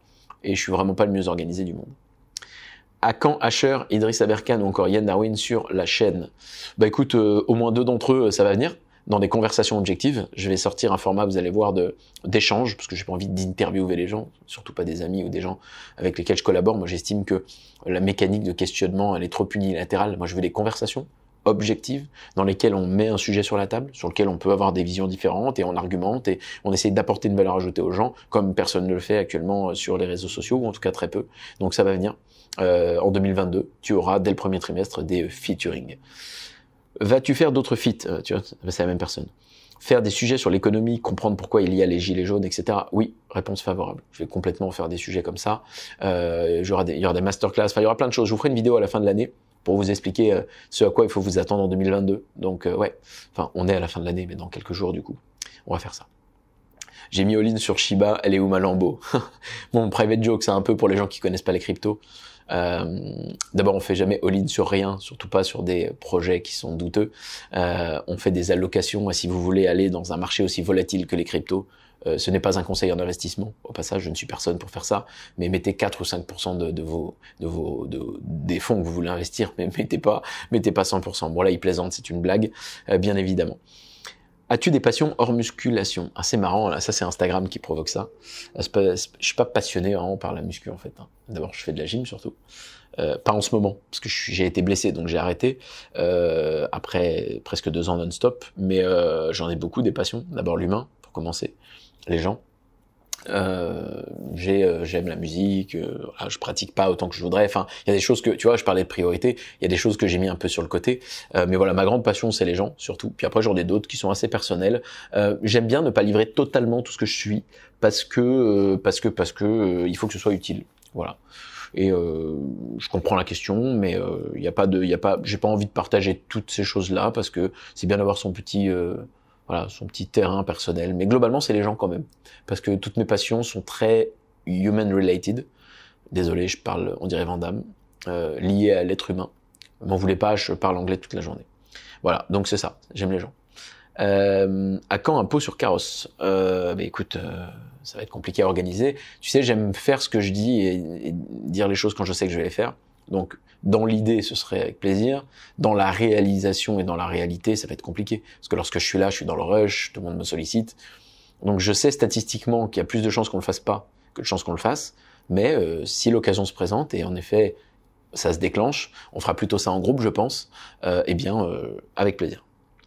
Comment tu arrives à si bien séparer les moments pro et surtout et perso, surtout avec l'omniprésence des réseaux? Je pense que tu as voulu écrire réseau, Lucas.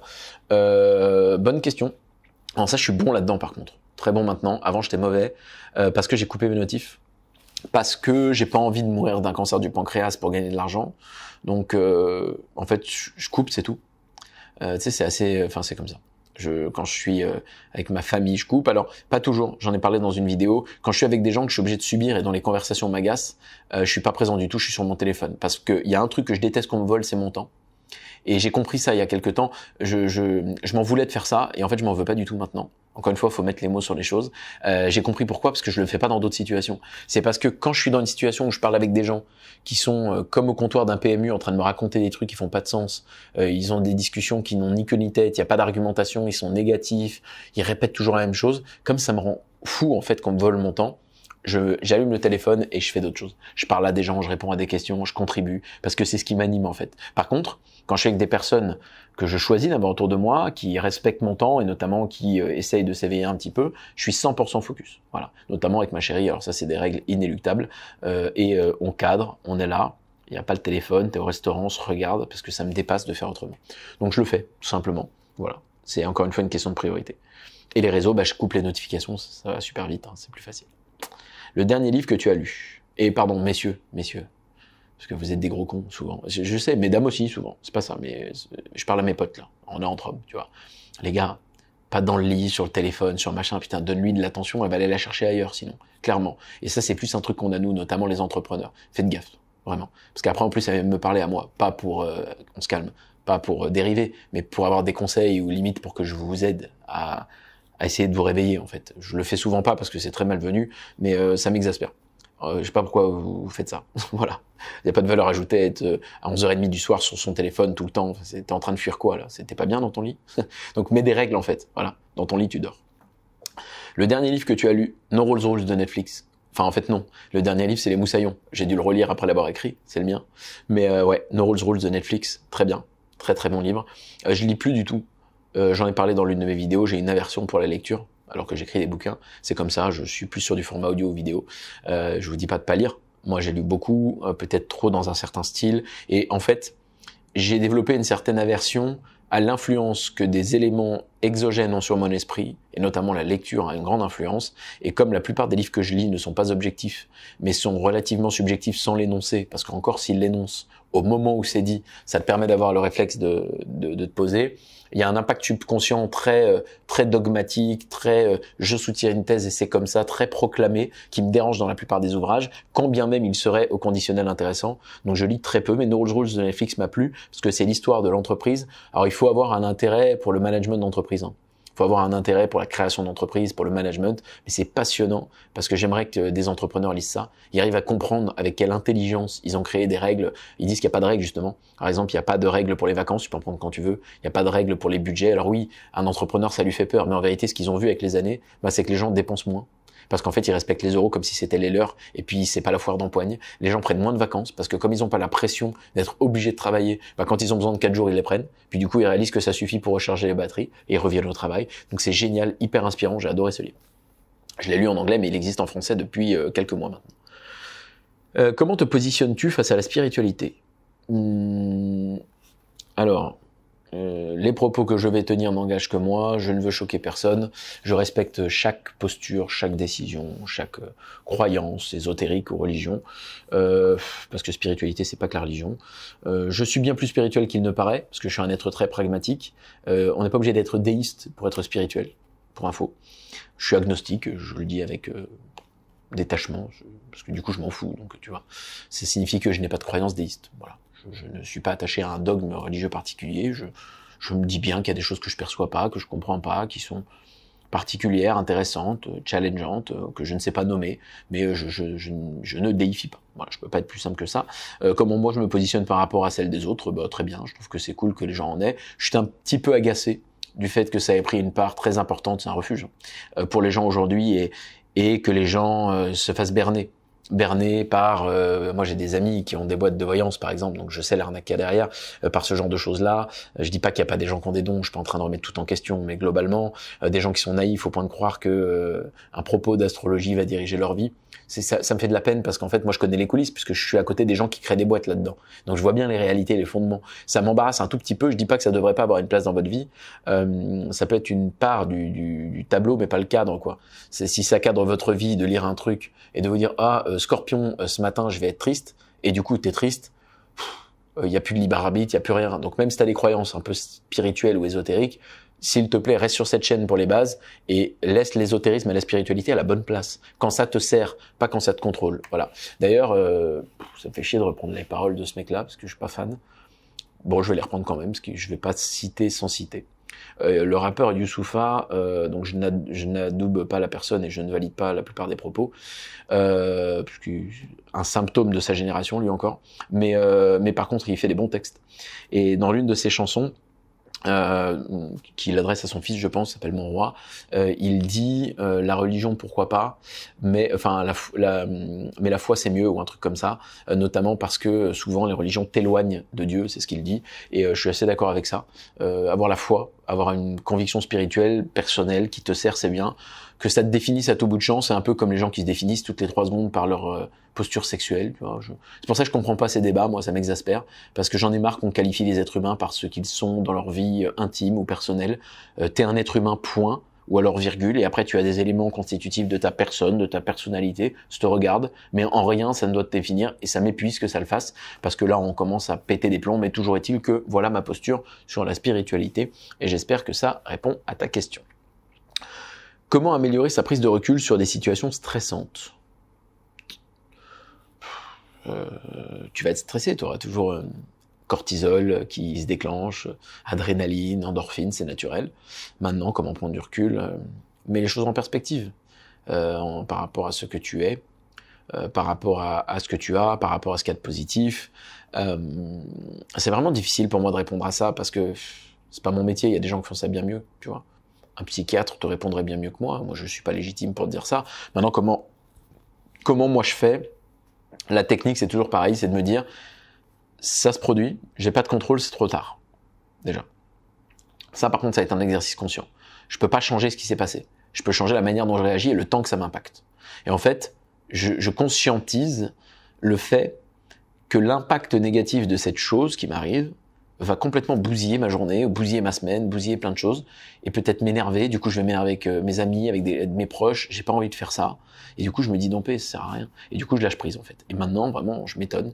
Des situations qui m'auraient rendu fou pendant des heures, ça m'impacte quelques minutes, tu vois. Donc, tu changeras jamais l'impact d'une situation stressante. Tu ne peux changer que le délai. C'est un de mes mentors, d'ailleurs, qui m'a dit ça un jour. J'en ai eu peu dans ma vie.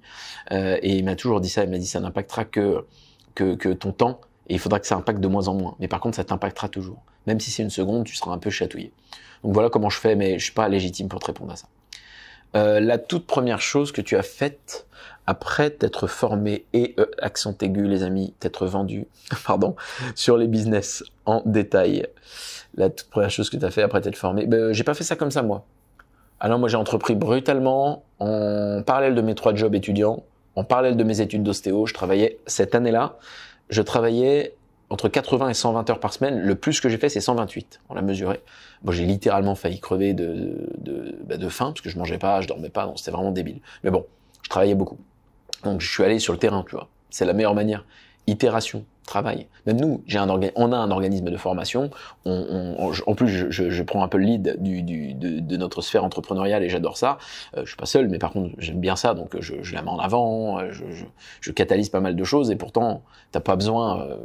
T'as besoin de te former, oui, mais t'as surtout besoin d'agir. Voilà. En tout cas, s'il y avait une priorité, c'est ça. Donc moi, j'ai pas formé puis agi, j'ai fait les deux en même temps, tu vois. Par contre, je suis formé pendant, c'est pas le sujet. Et d'ailleurs, je te conseille de le faire.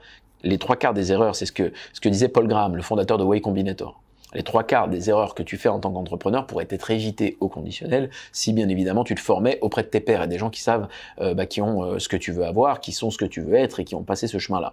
Donc oui, forme-toi et agis. Mais voilà, moi j'ai pas fait dans ce sens-là. Maintenant la question que tu me poses, c'est la toute première chose que j'ai faite. Du coup voilà, c'est ça, c'est Ben, la plus petite à faire. Tu me dis oui, j'aimerais bien savoir si je peux vendre mes cookies, mes trucs, ben, fais-le goûter autour de toi. Propose à tes amis de dealers, voilà, je vais vous en offrir pour les petits, vous me dites s'ils aiment. Dès qu'il y a un anniversaire, vous m'appelez. Puis après, tu crées un petit groupe WhatsApp et les gens rajoutent des gens dessus, ou un groupe Facebook, et ainsi de suite. Et en fait, tu fais la plus petite action le plus tôt possible pour pouvoir aller tester ton marché. Simple, basique. Pas de questions, tu m'as aidé à me lancer il y a 8 ans, je ne te remercierai jamais assez. T'es in the dark, toi, frérot. Pas de photos, rien. Bah, c'est moi qui te remercie pour ta confiance. Parce que c'est pas acquis, ça ne l'était pas il y a 8 ans, et je suis content de ce que tu es en train de faire. C'est beau, hein, c'est beau. Parce qu'on parle d'une personne qui a des résultats qui dépassent de loin les miens. Et ça, c'est excellent. Quand tu aides quelqu'un qui n'a jamais entrepris de sa vie à prendre une certaine direction et maintenant il cartonne, c'est énorme. Je crois que c'est le meilleur succès de quelqu'un qui partage. Voilà. J'ai jamais été dans une posture d'enseignant. Vous savez que je me qualifie comme un étudiant perpétuel, mais on va pas se leurrer. J'accompagne des gens à entreprendre depuis des années, donc il y a un acte, tu vois, de mentorat et d'accompagnement naturel.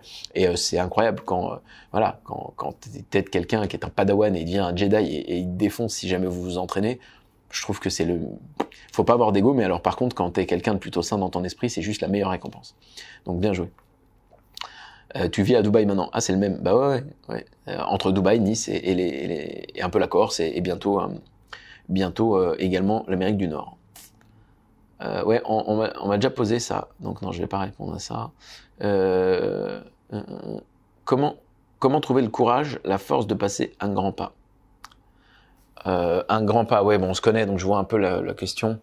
Un grand pas, ça veut dire quelque chose qui te coûte, pas forcément en argent, mais qui déstabilise un peu ta vie, qui te fait stresser, tu sais pas si tu auras des résultats, tu as toutes les peurs qui reviennent là, peur de décevoir, de pas réussir, c'est humain tout ça. Et tu te dis comment je fais ce truc-là. Sur la thématique du courage, j'ai pas trop d'éléments parce que j'ai la chance d'avoir ça. C'est peut-être, il y a une part d'ADN, il y a une génétique, il y a une culture, il y a une éducation, il y a ton expérience personnelle, mais également celle que tu as eue par procuration, hein, celle que tu as observée autour de toi. Tout ça, ça t'a conditionné. Donc, je peux pas trop te donner de réponse ferme. Mais sinon, je pense qu'il faut simplement ne pas oublier qu'on joue pas à Mario, qu'on n'a qu'une vie, que tu peux mourir en fait demain, que malheureusement, comme le dit Darren Hardy dans l'étude à laquelle il fait référence dans son livre L'effet cumulé, vous me parliez de livre tout à l'heure, tiens, lui il m'a pas mal marqué, la plupart des gens qui sont présents à un enterrement ne pleurent pas. En vérité, seulement 10% des gens pleurent. Et la moitié ne viennent pas si jamais il pleut. Donc partant de ce postulat, on a peur de sauter le pas parce qu'on a souvent peur de se planter, du regard de l'autre, etc. Fonce, mais par contre, pas comme un imbécile, comme un pilote de Formule 1. Pilote de Formule 1, il fonce, mais il est préparé. Il a repéré le terrain, il s'est formé, il a une équipe, il fait pas n'importe quoi. C'est-à-dire que il est dans une position dans laquelle il sait ce qu'il fait, il fonce à 300%, mais il maîtrise. Tu vas pas foncer en mettant en danger toute ta famille et la nourriture de tes gosses sur la table le soir, juste parce que t'as une idée. Non, ça, je t'encourage pas à le faire. Mais une fois que c'est posé, communique, fais un plan, priorise et go, quoi. Parce qu'à un moment donné, tu regretteras plus de choses que tu n'as pas faites que de choses que tu as faites. Mais à part ça, je suis encore pas très légitime pour donner une réponse formelle. Je parle beaucoup de ce truc de légitimité. Je sais que vous l'entendez pas beaucoup sur les réseaux, etc. Mais bien que je sois très affirmatif, faut faire attention quand on répond à des questions et qu'on est dans une posture de conseil. Ça n'est pas parce qu'on vous pose une question que vous êtes obligé d'avoir une réponse. Vous pouvez faire ce que j'ai fait, donner un peu de contextualisation, expliquer que voilà, pas le plus légitime, alors vous donnez vos impressions, mais ce ne sont que des impressions, des préjugés, ce ne sont pas des faits gravés dans le marbre, des lois universelles. Encore une fois, personne fait ça avec vous, moi je le fais, et j'aimerais bien que vous appreniez à le faire pour vous-même et avec les autres en fait. Hein, c'est pas grave de dire je ne sais pas. Une checklist pour arrêter de procrastiner. Ah non, pas de checklist, c'est mort ça. Je suis l'anti-checklist. Non, j'ai pas ça. J'ai pas ça, fais en fait. Fais, tu procrastines parce que t'es pas assez animé. Moi, j'avais vraiment envie que les gens lisent mon livre et partagent mon message. Crois-moi, j'écrivais. Il y a des moments, je remettais au lendemain, ouais. Mais je finissais par écrire. Parce que l'objectif était bien plus grand que les problèmes et était vraiment important, tu vois. Si ce que tu veux faire n'a pas de substance, bah, tu te lèves pas le matin. Quelqu'un les Américains, ils disent, driven, tu vois. T'es là, t'es dirigé, t'es drivé par quelque chose de fort, tu vois. T'es attiré, c'est comme un aimant. Ces gens-là font. Tu fais. Quand tu fais pas, c'est qu'en réalité, t'es pas à ta place. En réalité, ton objectif, c'est pas un objectif. Tu fais par mimétisme. Tu fais ce sport parce que tu as été sur Instagram et parce que tu vois tout le monde le faire. Mais il t'anime pas, toi, tu as envie de faire de la danse. Bah, pourquoi tu danses pas? Tu crées cette entreprise parce que tu as vu de la lumière sous la porte et tu crois que tu vas gagner de l'argent. C'est complètement faux. Pourquoi est-ce que tu restes pas salarié et t'investis pas dans l'IMO? Toi qui adores les immeubles, tu vois. Et en fait, t'avances comme ça, d'opportunité en opportunité, en étant baladé par des propositions ou par des influences exogènes, mais il n'y a jamais rien qui est décidé ou incarné. Bah, c'est là où le bas blesse. Lis les moussaillons, bordel. Donc non, pas de checklist. En plus, je suis pas légitime sur ces sujets, encore une fois. Ça fait 3 fois que j'en parle, mais c'est la réalité. Ça, j'ai déjà répondu. Hein. Ouais, il y en a un. Hein. Un de tes plus beaux et un de tes pires souvenirs. Plus beau? Non, c'est hyper intime, ça. Non. Je me permets de pas te répondre à ça, parce que c'est très personnel. Il n'y a pas de valeur ajoutée à ce que je te les partage. Mais ils sont tous liés dans les deux sens à des interactions humaines, avec les autres. Il n'y en a aucun qui est lié à moi, personnellement. C'est avec des gens ou à des gens, tu vois. Voilà, je dirais ça. L'endroit où tu te sens le mieux, en Corse, dans mon village. Voilà, c'est l'endroit où Alors, je suis bien partout. Je suis pas un bon exemple pour ça. C'est comme quand on me demande comment c'est ici. D'abord, c'est tout l'inverse de ce que tu crois. Je ferai une vidéo là-dessus parce que vous arrêtez pas de me demander. Vous allez être surpris de mes réponses. Parce que les préjugés ont la vie dure. C'est fou d'ailleurs. Mais l'endroit où je me sens le mieux, c'est au village. Mais je suis bien partout. C'est-à-dire que tu peux mettre, je pars en plein milieu de l'Antarctique. Je vais te dire que tout va bien parce que je suis un mec cohérent, encore une fois. Tu vois, quand tout ça, la base, elle est bonne. On met n'importe où, je suis bien. Mais là où j'ai les meilleurs, tu vois, j'aime pas parler comme ça parce que justement, je suis pas très ésotérique et c'est tellement la mode. C'est un peu galvaudé ces conneries d'énergie, de vibration. Excusez-moi, j'insulte pas les gens qui sont là-dedans. Hein. Je veux pas que vous le preniez comme ça, mais il y a tellement de personnes qui manipulent des notions, qui comprennent pas. C'est un peu comme pendant mes études d'ostéo, ça. Je me permets la digression. On fait parfois des techniques crâniennes. C'est les moins concrètes de l'art ostéopathique. C'est les moins vérifiées scientifiquement. C'est celle où il y a le moins de méta-analyses qui prouvent l'effet, ou études scientifiques d'ailleurs. C'est le moins concret. Hein, t'es là au crâne de quelqu'un et tu peux ressentir, c'est vrai, certaines expansions crâniennes, des fluides, tout comme on peut sentir un axe crânio-sacré, la dure mère. Il y a certaines choses subtiles si tu veux, mais d'abord, si c'est vrai, c'est très fin. D'accord. Les mouvements et les crédits de mouvement et les pourcentages et les degrés du sphénoïde avec l'ethmoïde, c'est minime, c'est rien. Puis d'ailleurs, tu sais même pas ce que ce sont ces deux os de ton crâne. Donc en réalité, c'est tout petit. Donc moi, quand je voyais des mecs pendant mes études prendre un crâne et être là, ah oui, je sens, c'est génial, là il y a une rotation du sphénoïde à droite, un side bending, etc. Non, en fait, tu t'es un gros con. Encore une fois, c'est pas vrai. Et en fait, j'étais très très brutal avec les gens parce que c'est faux. Tu t'es pas en 2e année d'ostéopathie à ressentir ça. T'as découvert ce que c'était qu'une ligne âpre sur un fémur il y a une semaine, et tu vas aller m'expliquer que toi tu sens des rotations d'un truc dont tu savais même pas le nom juste avant. Et en fait, ça c'est le problème de notre génération par rapport à cette thématique-là. Donc je suis un peu punchy avec ces notions. Pas de vibration, d'énergie, de machin, parce qu'en fait c'est galvaudé, c'est comme tout ce qu'il y a dans le dev perso. C'est comme tous les mecs qui placent gratitude ou bienveillance à toutes les phrases, tu vois. J'ai envie non, faut que je sois calme. De les secouer. Mais vraiment, parce que ça m'énerve, parce que c'est pour vendre un truc derrière, tu vois. Et je dis pas, je fais du business, mais crois-moi, des trucs, je t'en vends. Enfin non, tu me vois jamais t'en vendre à toi, mais parce que j'ai pas besoin de ça. Quand t'as un business qui marche, t'es pas obligé d'être toutes les 2 secondes en train de saouler tout le monde avec. Mais la réalité, c'est que on vend des produits, on vend des services, je suis très aligné avec la notion transactionnelle, moi j'ai pas de problème. Mais putain, manipuler les gens avec des notions que t'incarnes pas à 2% pour les amener dans un outil et puis pour leur vendre le fait que t'es génial, non. Putain, sois clivant. Par exemple, pourquoi j'adore Yann, mon ami et associé Yann Darwin, sa chaîne sur les finances et l'investissement. On a créé ensemble un label, Green Ball TV, dans lequel on donne des contenus éducatifs et pas chiants, je vous en parlais au début de la vidéo. Pourquoi je l'adore? Parce qu'il prend pas de pincettes, il s'en branle en fait. Alors, on n'a pas la même empathie, on n'a pas la même patience. D'ailleurs, on fera une vidéo, une conversation objective là-dessus. Vous l'aurez probablement en janvier.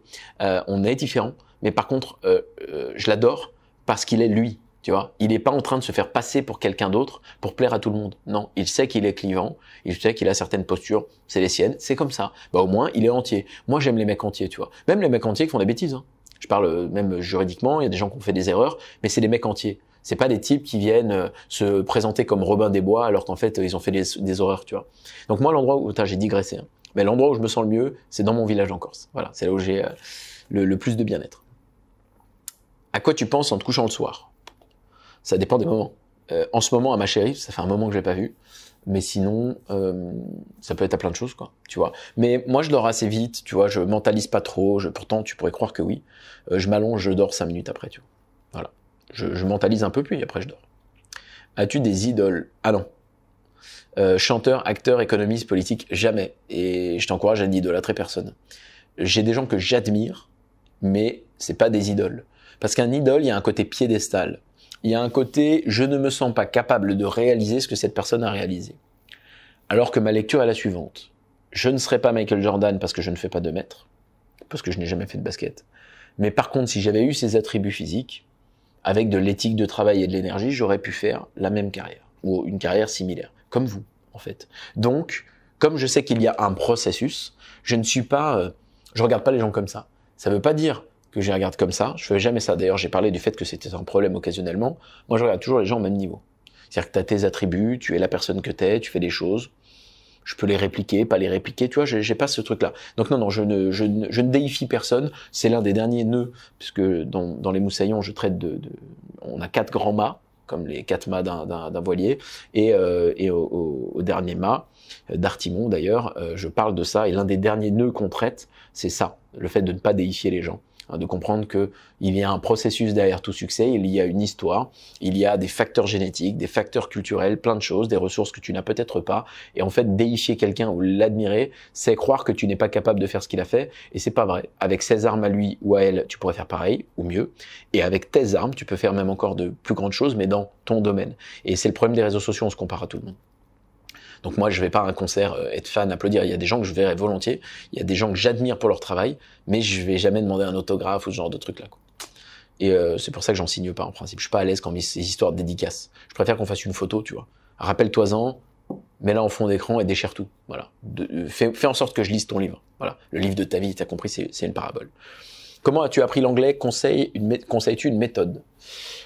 Ouais, alors l'anglais, moi je sais qu'en fait je vais être ostéo depuis que j'ai 5 ans. Bon, vous le savez, je fais ça bénévolement depuis le début, je ne vis pas de cette profession, je la pratique gratuitement, littéralement, depuis le premier jour, ou presque. Donc à l'époque, avant un décret d'application d'une loi qui est sortie en 2007, on ne pouvait pas faire d'études en France, légalement. Donc on le faisait au Royaume-Uni, voilà. Donc en fait, comme je me suis conditionné à ça, dès le collège, j'étais en classe bilingue. Au lycée, je suis allé dans un lycée multilingue incroyable à Lyon, que je salue d'ailleurs, gros impact dans ma vie. Et j'ai passé quand même un Cambridge à l'âge de 16 ans. C'est un truc de niveau bac+5 que même des profs d'anglais ratent, tu vois.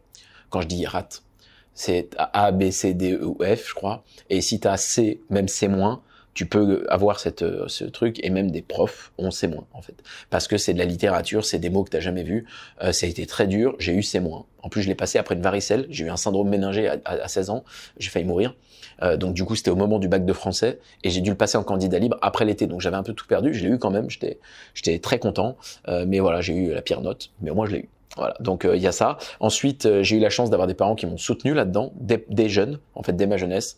L'école et mes parents m'ont aidé à aller faire des voyages linguistiques. J'en ai fait avec le collège, et puis j'en ai fait aussi un grâce à mes parents à Margate lorsque j'avais 12 ans. Ça m'a beaucoup aidé. Et puis, pendant ma période d'ostéo, j'ai un peu perdu. Et quand j'ai entrepris, j'ai bossé avec des gens aux États-Unis, mon fournisseur notamment. Et il y avait plein de contenus qu'on n'avait pas. Donc je me suis penché sur des vidéos en anglais que je comprenais, j'étais fluent, donc pas de problème, mais je parlais plus trop, tu vois. Et ce que j'ai fait, c'est que j'ai commencé à les traduire. Donc je traduisais les vidéos. Et cette action d'analyser, de mettre pause, je connais pas un mot, je vais chercher sur Google, je traduis, ça a été incroyablement bénéfique. Et à tel point qu'un jour, le président de la compagnie, qui était mon fournisseur, on parle d'une boîte qui faisait 800 millions d'euros dans l'année, est venu à Montpellier. C'était en 2012 et il m'a dit écoute Dompé, il y a pas de traducteur, il y a rien, on m'a dit que toi tu pouvais le faire.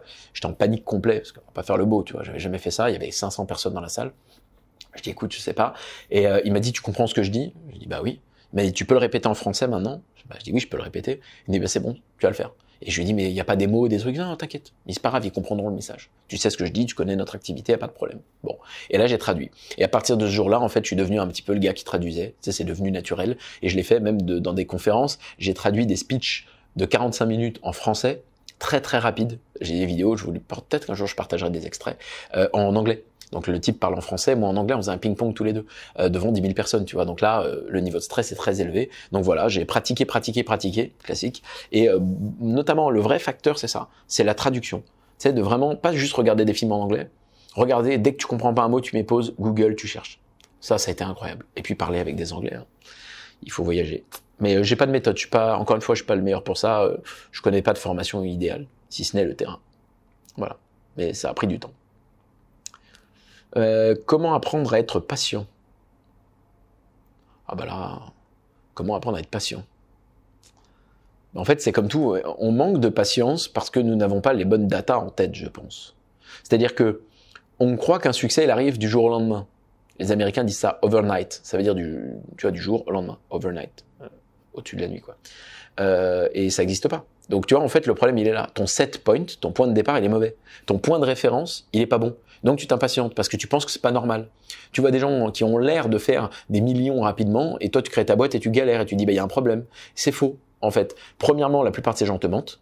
Deuxièmement, c'est comme, tu vois, en dropshipping, tu as vu beaucoup de ces vidéos-là. De 0 à 1 million, calme-toi. Premièrement, pendant les 7 mois avant, le mec, il a pas fait un flèche parce que ses boutiques, elles marchaient pas. Mais chaque boutique lui coûtait des milliers d'euros à créer en publicité, en marketing. Il a oublié de t'en parler. Le 7e mois, c'est vrai, il fait 1 million en un mois. Tu vas dire, bah tu vois, oui, enfin, il a investi combien de centaines de milliers d'euros dans la pub et dans le marketing, combien de centaines de milliers d'euros dans les produits, puis une fois qu'il reste pas 1 million, mais 120 000 sur le compte, ce qui est bien à l'échelle, mais c'est pas 1 million déjà, c'est sur le compte de la société. C'est une personne morale. Donc après, il y a l'impôt sur les sociétés. Entre-temps, il y a eu les charges si tu t'es payé un salaire ou que tu as payé des gens. Et après, il y a l'impôt sur le revenu. Enfin bref, tu es en France. Donc tranquille avec ce genre de point de comparaison. La plupart du temps, c'est faux ou c'est tronqué. Et quand bien même ce serait vrai, ce sont des occurrences. Je répète, arrêtons, je vous en prie, de faire d'occurrences, donc de situations ponctuelles, des règles ou des lois qui deviennent des points de référence. C'est le sujet de la dernière vidéo que j'ai publiée sur YouTube. Il faut absolument que vous ayez voir ça. D'accord ? À un moment donné, il y a un truc qui va pas dans l'équation, c'est que vos points de référence sont pas bons. Donc je ne peux pas t'aider à être plus patient, par contre je peux t'aider à avoir des points de référence qui sont les bons. Et un point de référence qui est bon, c'est de se rappeler que Rome ne s'est pas faite en un jour, que tout ce qui a de la valeur sur Terre prend du temps. Tu peux pas croire comme ça que du jour au lendemain tu vas avoir du succès dans n'importe quel domaine. Hein. Je parle beaucoup d'entrepreneuriat parce que c'est mon truc, mais ça peut être le sport. Non, c'est long, c'est fastidieux. J'ai mis 1 an et demi à maîtriser le handstand correctement. Putain, 1 an et demi, je m'entraînais 6 jours sur 7, 1h30. J'étais 1h30 par jour la tête à l'envers. Qui fait ça? Tu vois? Ça, c'est ce qu'il faut pour réussir. Bah oui, il y a des gens qui le font en un mois. Pas moi. Et j'en parle dans ma vidéo d'intro. Je fais souvent des références, mais comme ça, vous baladez. Présentation de la chaîne, j'explique ça. C'est-à-dire que j'ai aucun don à part celui qu'on a mis dans mon prénom. J'ai rien fait hyper rapidement. Tout a été lent chez moi. Mais c'est pas grave, je le fais. Et si je l'ai fait, c'est que tu peux le faire. C'est pas un truc qu'on te raconte tout le temps, je l'ai fait, tu peux le faire. Non, c'est qu'à ton échelle, tu peux faire tes trucs. Tu peux pas forcément faire les miens. Tu vas me dire, mais moi, Dompé, je me sens pas capable de m'exprimer comme toi. Peut-être. Peut-être pas, mais t'as d'autres qualités. Tu vois? Ah oui, c'est vrai. Et on est tous le compte de quelqu'un. Donc tu vois, essaye pas d'être dans le mimétisme, essaie d'être toi, c'est mieux. Cultive ta singularité. La beauté d'un arc-en-ciel réside dans la pluralité des couleurs. Ok? Comment as-tu le déclic pour challenger chaque information? C'est un peu lié à une question du début, ça, Seb.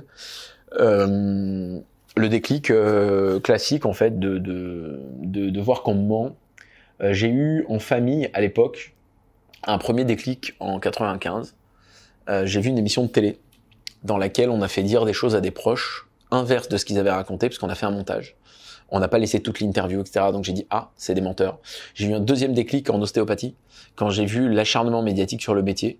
Je dis, mais vous êtes c'est remboursé dans toute l'Europe, et nous, on n'est même pas une profession de première intention. Maintenant, si, hein, mais à l'époque, on l'était pas. Et j'ai vu des vagues médiatiques qui faisaient pas de sens. Puis 5 ans après, c'est devenu la mode et tout le monde en parle.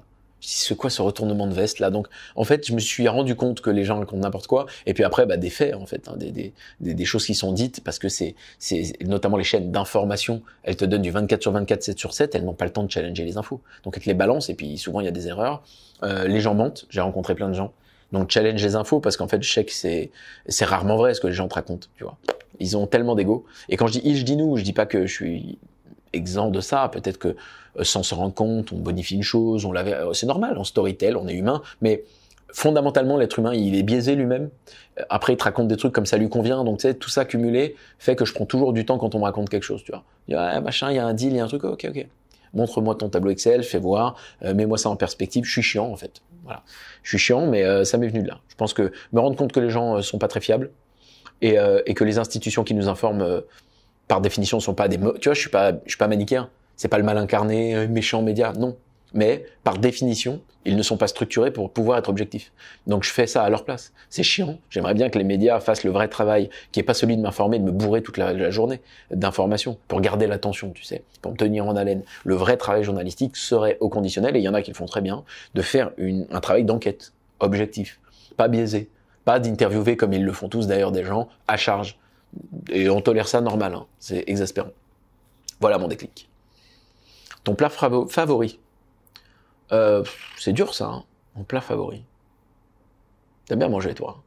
Mon plat favori. Tu vois, j'ai du mal à te répondre. En fait, je suis tellement pas arrêté que... Non, je sais pas te dire ça.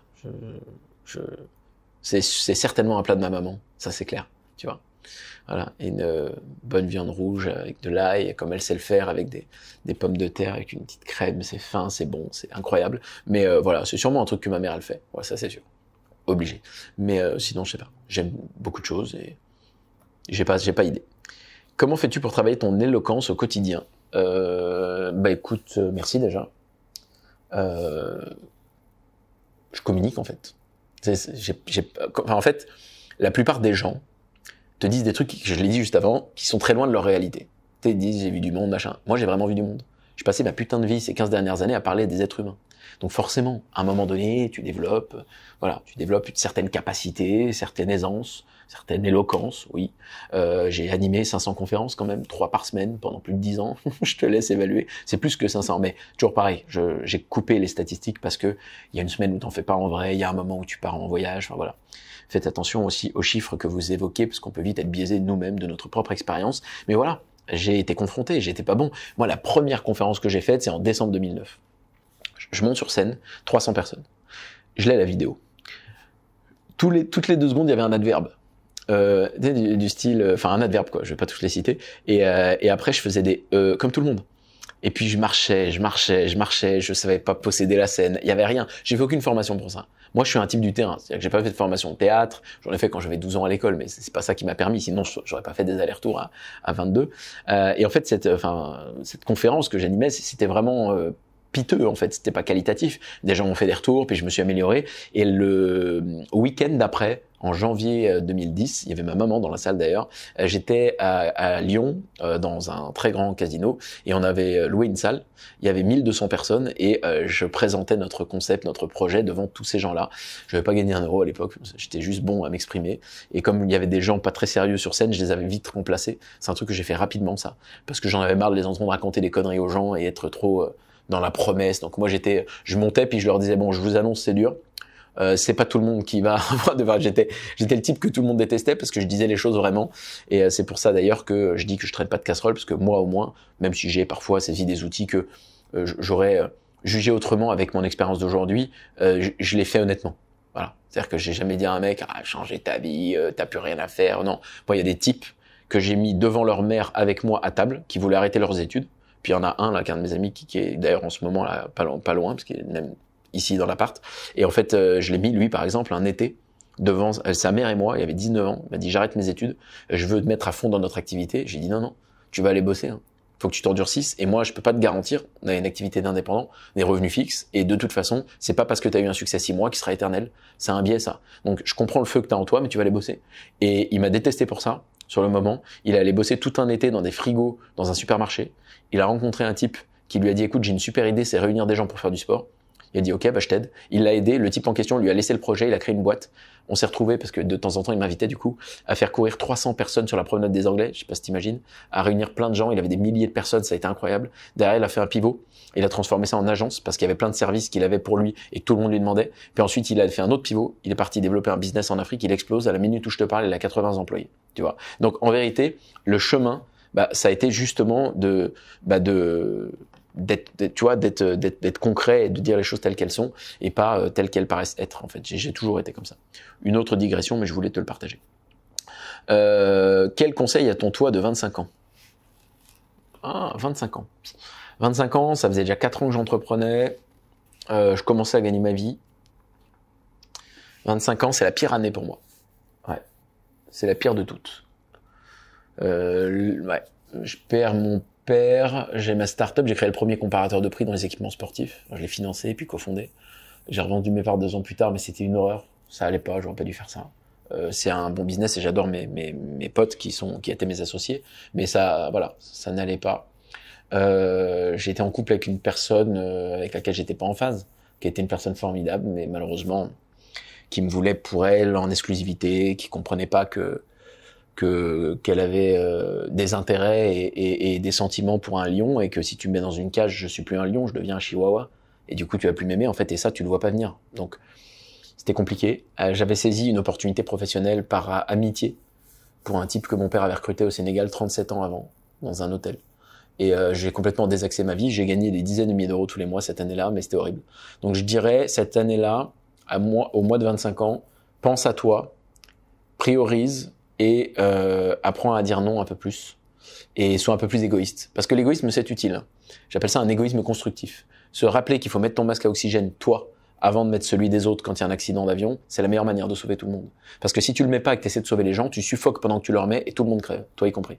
Symbole, très simple, une parabole qui te permet de comprendre cette notion. Donc voilà, je me dirais de penser un peu plus à moi et d'arrêter de tout sacrifier pour des gens qui n'auront guère d'intérêt à être à mes côtés quand ce sera difficile. Voilà. J'ai dit non à beaucoup d'opportunités, financières notamment, parce que je suis un gars carré et je suis passé à côté de fortune, on parle de millions d'euros là, vraiment, parce que je suis un mec droit, parce que je voulais pas utiliser mon influence, les gens, et ça a été un peu con. Ça a été un peu con, je le fais moins maintenant, donc voilà, comme je le fais moins maintenant, parce que je pense qu'il faut se protéger, et sa famille aussi, eh bien, je dirais au mois de 25 ans, frérot, secoue-toi un peu. Toutefois, c'est toujours pareil, ce que l'on est aujourd'hui, c'est mu parce qu'on a été dans le passé, par nos décisions et par nos erreurs, donc est-ce que je peux les blâmer de facto? Je suis pas sûr, voilà. Je fais des erreurs, mais elles me constituent aussi. Dernière question, quand est-ce qu'on se refait un apéro? Bah écoute, même réponse que à la personne qui m'a demandé ça la dernière fois. Là, je sais que dans les 2 premiers trimestres 2022, ça va être compliqué, mais toi, c'est spécifique parce qu'on travaille ensemble. Donc, on va réunir un petit peu tout le monde dans la fin du premier trimestre ou début du deuxième. Et évidemment, tu feras partie de l'aventure, puis tu es pas loin de nos bureaux en France. Donc, à cette occasion, bien évidemment, qu'on se fera un bel apéro avec de l'eau ou un bon jus de fruits, puisque nous n'avons pas besoin de nous enivrer et nous n'avons pas besoin de nous perdre dans les méandres de l'alcool pour avoir confiance en nous ou pour passer des bons moments ensemble. Alors, non, il y a encore une question, encore plusieurs questions. On arrive sur la fin, les amis. Mais j'ai promis que je répondais à toutes, je fais ce que je dis. Ça sera long, mais c'est comme ça. C'est où? Ah non, je les ai déjà lues, celle-là. Ah, c'est là. Dans un monde parallèle, tu voudrais vivre la même vie que jusqu'à maintenant? Ah bah c'est très bien, réponse comme le truc d'avant, oui, complètement. Complètement, parce que je serais pas ce que je suis sinon. Je serais peut-être devenu arrogant, con, je sais pas. Salut Dompé, qui fut ton premier mentor? Merci encore pour ton inspiration. Premier mentor inconscient, c'est ma maman. Mon papa aussi, hein, bien évidemment, mais ma mère avant tout. Le premier mentor un peu défini comme tel, ça a été le directeur de mon lycée. Je réfléchis avant de parler, mais oui, c'était ça. Le directeur de mon lycée. Incroyable. Un homme bien. Il a pris du temps, il a été pédagogue, patient, il a dû sentir un truc que moi je voyais pas. J'étais timide parce que j'étais perfectionniste, défaut. Pas parce que on m'a toujours qualifié un peu de la mère de mon ami d'enfance Jean-Antoine. Elle m'appelait le meneur. J'ai toujours eu ça en fait, j'ai eu une drive naturelle, mais par contre j'étais perfectionniste, donc quand il fallait parler devant les gens, faire un exposé, justement contrairement à ce que vous croyez, j'étais le dernier qu'on appelait. Et lui, il m'a, je sais pas, il m'a pris un peu, il a pris tout le monde sous son aile, mais je veux dire, on avait une relation particulière. On avait un journal avec un certain budget, plusieurs dizaines de milliers d'euros d'ailleurs pour les créer. Sur plusieurs éditions sur 2 ans, c'était génial. On a fait plein de choses. J'ai fini l'année d'après rédacteur en chef de ce journal. Ça m'a directeur de la rubrique orientation, c'est marrant d'ailleurs. Ça m'a donné plein de possibilités, plein de choses. Il m'a aidé un peu à révéler un potentiel quand même. Donc ouais, ça a été lui, vraiment. Pour les gens hors famille. Il est où là? C'est difficile de choisir film préféré. Non, c'est pas difficile. Oui, enfin si, il y a plein de films que j'aime, mais mon film préféré c'est Training Day. Voilà, avec Denzel Washington. Parce que la raison est très simple. J'ai des traits de personnalité des 2 personnages qui s'opposent un petit peu, l'idéaliste et le pragmatique, le type qui défend des valeurs à tout prix et qui pourrait mourir pour ça, et le type qui dit attends, il y a des limites. Et en fait, je suis à la fois un peu des deux, et j'ai eu les 2 extrêmes dans ma vie autour de moi, avec des exemples, voilà, dans ma famille surtout, des exemples contraires. Et j'ai essayé de devenir l'entre-deux. Donc en fait, ce film me parle parce que je suis en chemin et je fais tous les jours pour essayer d'être l'équilibre entre ces 2 mecs-là. Voilà. Et c'est pour ça que j'adore ce film, il est incroyable. D'ailleurs, je te confie un truc, et je te jure que je te mens pas, je vais même peut-être mettre le screenshot, je crois que je l'ai encore en lock. Je l'ai pris sur mon Apple TV là. Tu sais, tu peux louer des films. Et parce qu'ici j'ai pas les films en français, tu peux pas tout avoir sur Netflix, et je l'ai pris en loc, voilà, hier. J'ai regardé hier ce film, c'est incroyable. Il était minuit, mais j'avais envie de regarder ce film et je l'ai regardé hier. C'est incroyable que tu me demandes ça. Une chose que tu rêves faire, voir, réaliser, plein de choses. Voyager plus, donc là je vais activer le levier du voyage beaucoup plus. Beaucoup d'ailleurs cette année, encore plus qu'avant. Voir plein de choses. Je vais faire toute l'Amérique du Nord, les grands lieux principaux, Amérique du Sud aussi, puis je parle espagnol, donc c'est chouette. Voilà, et j'ai vraiment envie de faire ça, donc ouais, ça va être ça. Franchement, sinon il y a plein d'autres choses, mais encore une fois, c'est assez perso, et puis ça n'a pas vraiment de valeur ici, la liste ne serait pas utile. Comment tu imagines la version 4 et celle d'après de Dompierre?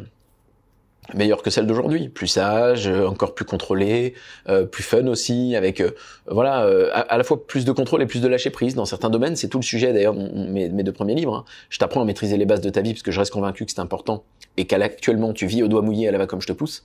Tu sais pas combien tu dépenses tous les mois, tu sais pas qu'est-ce que tu veux chez l'autre quand tu cherches une relation, tu ne sais pas exactement dans quelle ville tu devrais au conditionnel vivre pour être le plus épanoui. Il y a rien qui est réfléchi, il y a tout qui est opportuniste. À la va comme je te pousse, donc maîtrise les bases. Mais une fois que tu les maîtrises, et ça sera la thématique de mon 3e livre d'ailleurs, c'est dans la tempête, c'est fun, tu vois, et c'est là où tu lâches prise. Donc je vais travailler de plus en plus ça, et je suis vraiment avancé par rapport à ce que j'étais avant, mais ça, et notamment une version encore plus Dompierre centrée dans mes intérêts et ceux de ma famille. Voilà, je suis de plus en plus là-dedans parce que j'ai le réflexe. Moi, je suis un type engagé, ma parole donnée, je suis capable de passer à côté de grosses opportunités parce qu'un jour j'ai serré la main à quelqu'un et cette personne ne le ferait pas à ma place. Donc j'en reviens un peu. Tu vois, voilà. Ça fait des années que ma mère me dit Dompé, pense à toi. Donc clin d'œil, je t'entends. Ok.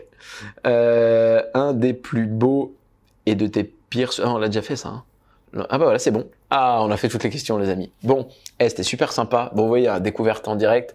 Bien sûr, je les avais survolées, mais j'avais pas pensé les réponses. Donc, je suis content de cette vidéo qui sera forcément un peu longue, un peu complète. C'est pas grave. C'est la vidéo des 1000 abonnés. J'espère que vous avez passé un bon moment. Je vous remercie, on va exploser les compteurs. Si vous n'êtes pas abonné, pas de like, tout ça, c'est le moment de faire ça. Vous savez que je ne vous enjoins pas à le faire parce que je veux que vous ayez le libre arbitre de faire ce que vous voulez, mais c'est la meilleure manière de soutenir une chaîne et un contenu quand quelqu'un vous donne un maximum de choses et de sa personne et de son temps gratuitement. Voilà, je vous embrasse, je vous souhaite du coup une très belle journée, une très belle soirée, une très belle année, peu importe quand vous regardez cette vidéo, et je vous dis à très bientôt.